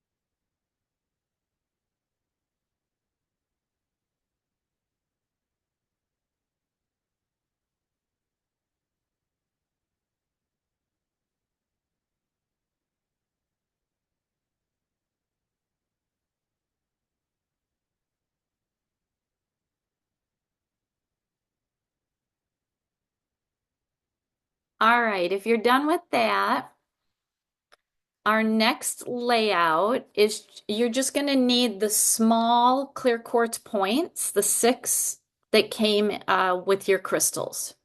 Just those 6 points.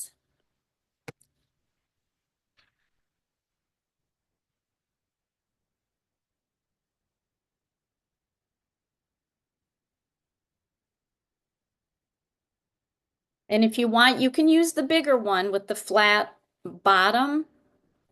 You can use that one too on your crown, but here's where you're going to put them. You're going to, on the outside of each foot, you're going to put 1 point and make sure that the point is going up the body. So on the outside of the left ankle, on the outside of the right ankle, put a point, make sure that the point's going up the body.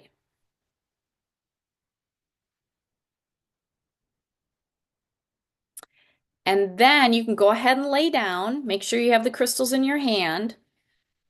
You're going to put one on your solar plexus, on your stomach. So right in the center of your stomach, have the point going up the body.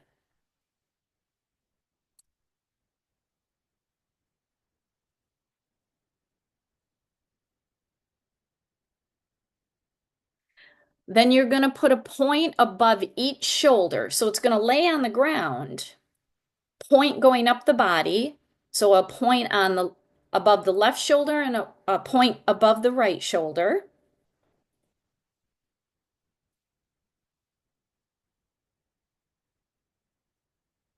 And then the last one is on your crown. And if you want to do the bigger crystal, you can.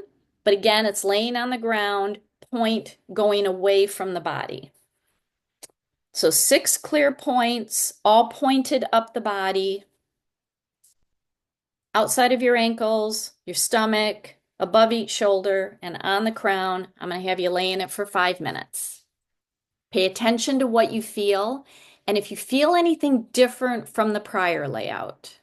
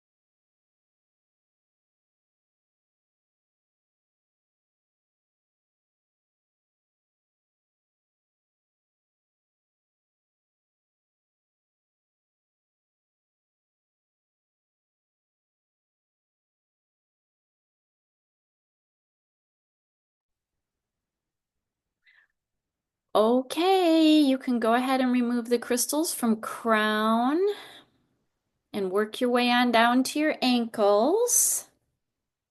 And when you're ready, you can just come back in front of your computer and we will debrief.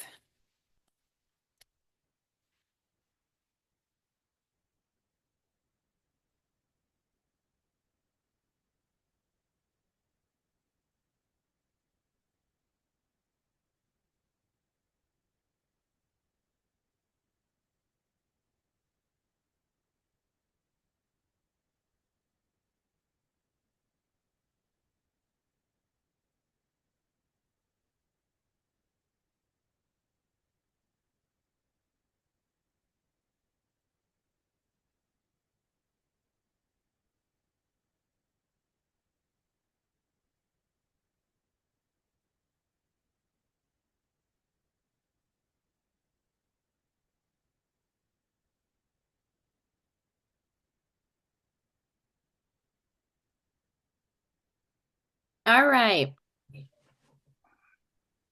First of all, how were your chakras after that first body layout? You're balanced. All of them? Mm-hmm. All right. Yeah, my solar plexus was off the first, and then it was balanced after. Okay. Did anyone still have any chakras that were out of balance?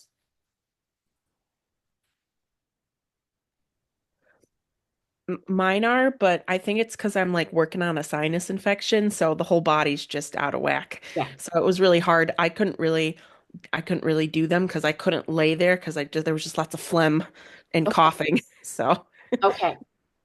yeah. Yeah, when you're feeling better and able to lay down, um, these two are in your workbook. Okay. So let me tell you where they are. It's chakra balancing on page 43. That was the first one. And the second one was the relaxation grid on page 45. So did any of you feel a difference between the two layouts? What was the difference? First, with the chakra, I felt it more in my upper chakras, whereas I didn't know it was relaxation, but everything was smooth with just the points. Mhm. For me, it was the first one. I noticed that I had tingling sort of around my whole body, just a very light tingling, but my left side was more activated than my right side.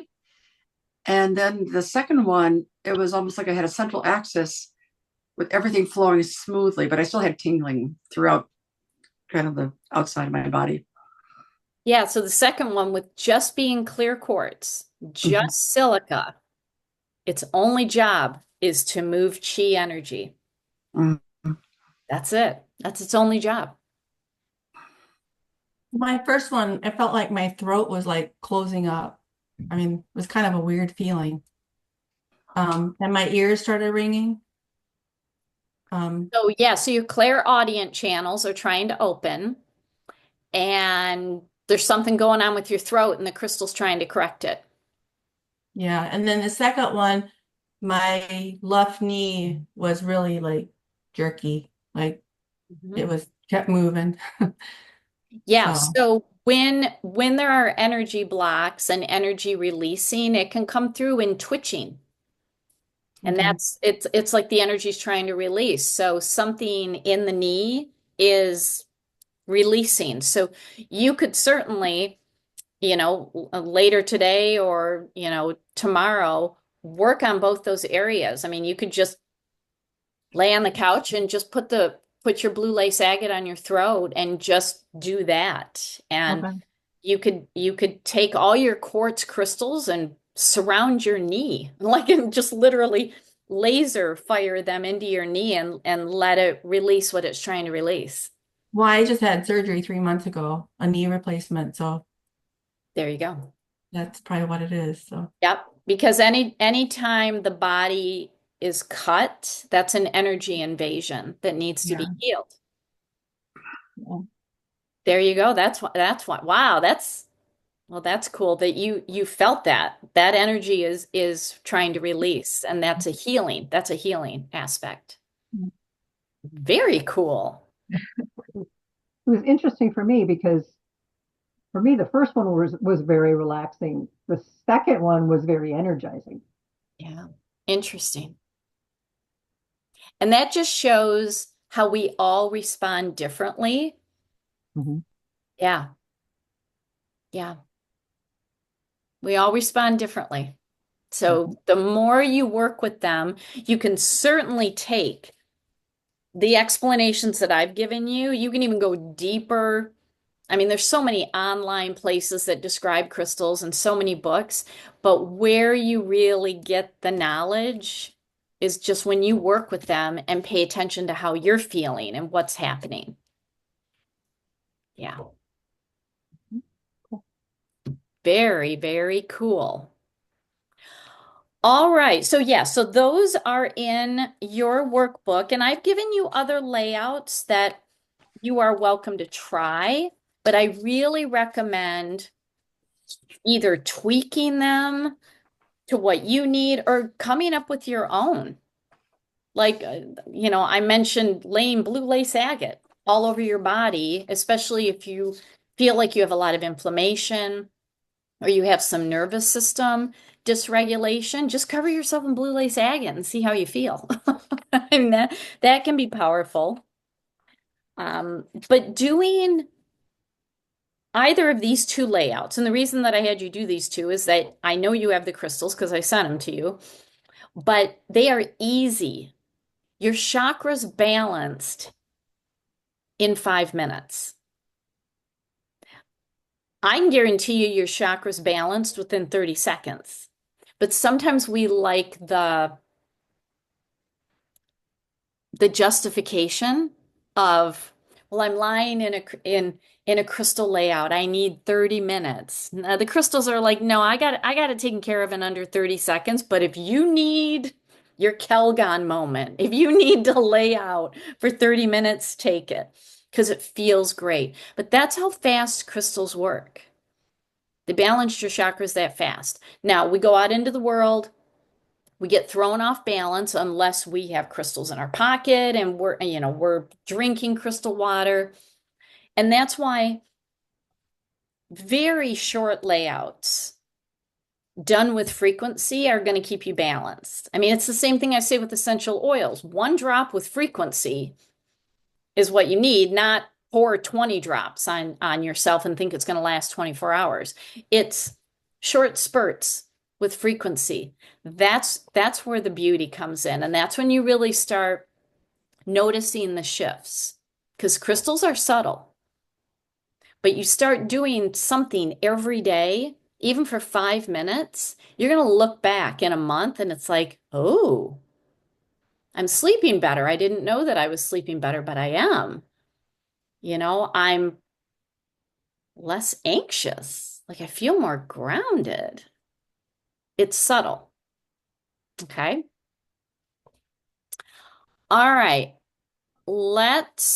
We are coming near the end, and I'm actually going to finish on time, even though we had to end early yesterday. Okay. What are your next steps? Number one, read through the workbook. It should take you less than an hour to read through it because I did not regurgitate the workbook to you. You can read it. Okay. There's lots of information in there, and it's going to solidify what you learned. You're going to get these recordings so that if you're like, what did Allie say? She said something right at the end of citrine and I don't remember. You have the recordings. You can go back and listen.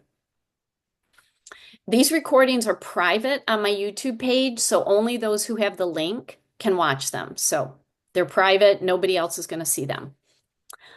Keep working with your crystals. Get to know them. Get to know how your frequency mingles with the crystal frequency and what happens. I would recommend start building grids. Practice building grids. Okay? The more you practice, the more exciting it gets on when you start seeing them work. I am going to send you an email with all the links to the classes, video links to the grid activation, those 3 videos, and I'm going to send you an evaluation form. So and it's a Word document, so you can just download it to your computer, type in it, email it back to me, and when you do that, I'll send you a certificate that you took this class. Okay? You have an invitation to join the Crystal Cluster. Here, I'm going to come back to the screen in a bit. If you want to join, you can come to one meetup for free. You just got to let me know. Send me an email or a message and say, hey, I want to come to tomorrow's meetup. We meet the 4th Monday of each month at 6:30 p.m. Eastern. If you want to come tomorrow, you can, or you can come in March. So just let me know. You get a free, come and check it out. And then if you want to join, oh, I don't even know how much it is. I think if you pay the annual, it comes out to like $6 a month. Okay, it's not much, but you get first access to all the stuff that comes into my store. You get 24-hour access to the store, lots of continuing education, all like-minded people. It's really a fun group. Let's see what else. If you want to take the advanced class, if you're like, holy cow, I need to keep going, especially if you want to get a certification. Certification's open after the advanced class. The online class is coming up, 4.5-hour segments, Saturday, Sunday, last 2 weekends in March. Okay, there's still time to register. And I do a bundle discount. Like Melanie, I know you're already in it. You get a 10% discount overall. So I basically have taken what you paid for this class, did a 10% total discount, and you end up saving $93 if you want to take it.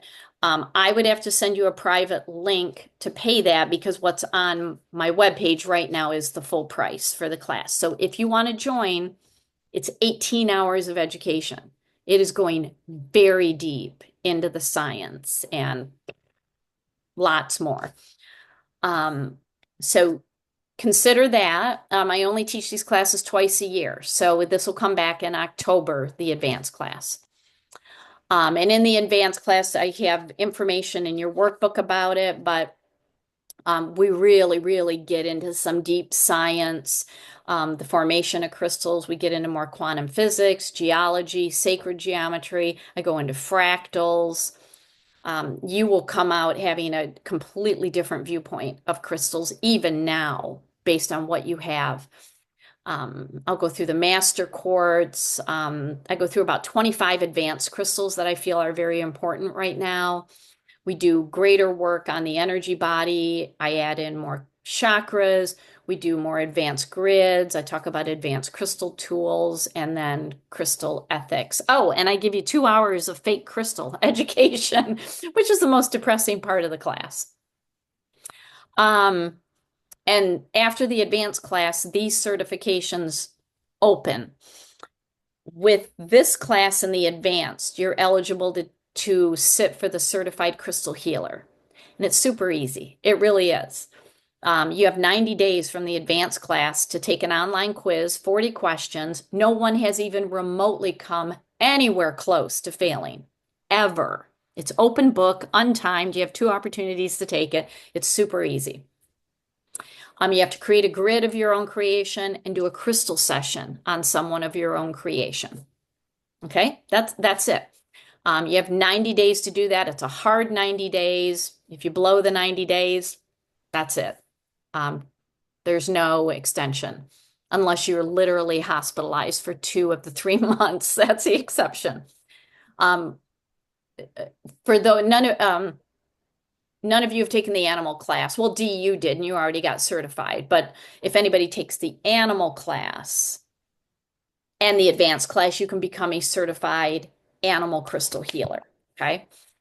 And then anybody who is utilizing crystals in their business, like you're a yoga teacher and you work crystals into yoga, or Melanie, with you being a veterinarian, if you actually start doing crystal sessions on your animal client, you can sit for the certified advanced crystal healer. And that's by application. You have to send me a request on why you want to do it, and then I give you all the stuff. So there's 3 possible certifications, but that comes after advanced. Ellie, can I just check in with you? Would I have to re-sit through the advance to get the 90 days start? No, because you just took the advanced in the last round. So Okay. for the certified crystal healer, your 90 days starts tomorrow. Okay, thank you. Yeah. And I'll send you all that information on what to do. All right. If you want a crystal practice, like if you're like, oh, I'm just really bad with doing stuff, I wrote a journal. I just published it a couple of months ago. It's called the Guided Crystal Journal. And you got pages in here that literally guide you through exactly, what crystal am I using? Why did I pick this crystal? How did I feel before? How did I feel after? And you can write notes. But one thing that is really cool is I have descriptions in the back of 160 of my favorite crystals. So it's a really easy tool to work with. Plus, it's got some education in the front.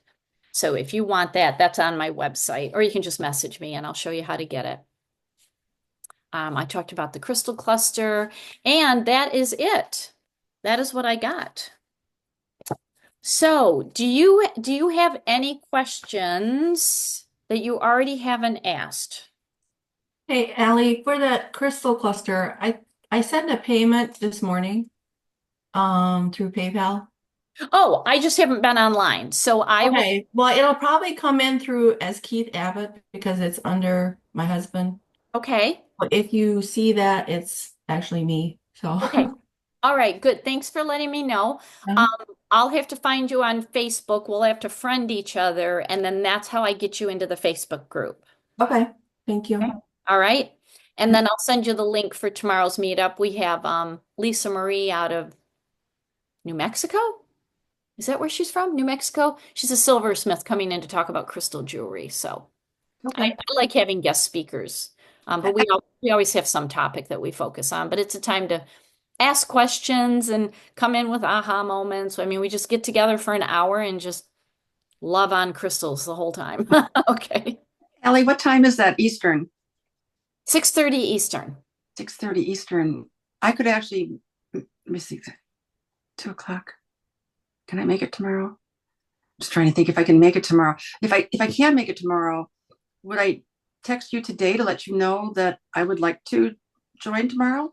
Just message me before noon tomorrow. Okay. Yeah. And I'll get you the link. Okay, super. That sounds good. Message you or email. Either. Just make sure I respond. If you don't hear from me, just try another way. Okay, thank you. All right. Any other questions at this point?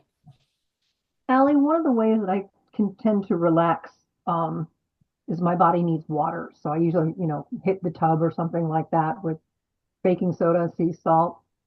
So any of the crystals can go in there too, as long as they're not toxic, Yep. And as long as they're Mohs hardness 6 or higher. 6 or higher. Hmm. Okay. Yep. Crystals in the bathtub are pretty darn cool. That's what I'm hoping. Yeah, absolutely. And Yeah. I'm also thinking of it in the horse water tanks. Hmm. Now, most of my tanks that I have are metal, and I have a couple that are like fiberglass. Does it matter? It should be okay. Yeah, it should be okay. And depending on how big is the tank? In the summer, they're 100-gallon tanks. Okay. In the winter, they're 20-gallon tanks. Okay. So yeah, you'd want a like a palm-sized crystal to put in there. You'd want something a little bit bigger.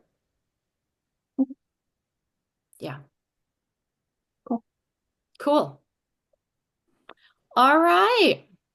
You guys were fantastic. This was a great class. I really enjoyed this, and I know your brains are full. But if you have questions, just reach out. And I hope to see you in the advanced class. The advanced class will blow your mind. I don't know if Dee can attest to that, but it will dramatically change even now how you view about crystals, and hopefully what you even know now is dramatically different than what you thought coming in. Mhm, mhm. Allie, if any friends want to take that, is this course a prerequisite for the advanced? Yes. It is, okay. Yeah, either the basic or the animal class is a prerequisite to get into the advanced. Okay, thank you. Yeah. Yeah.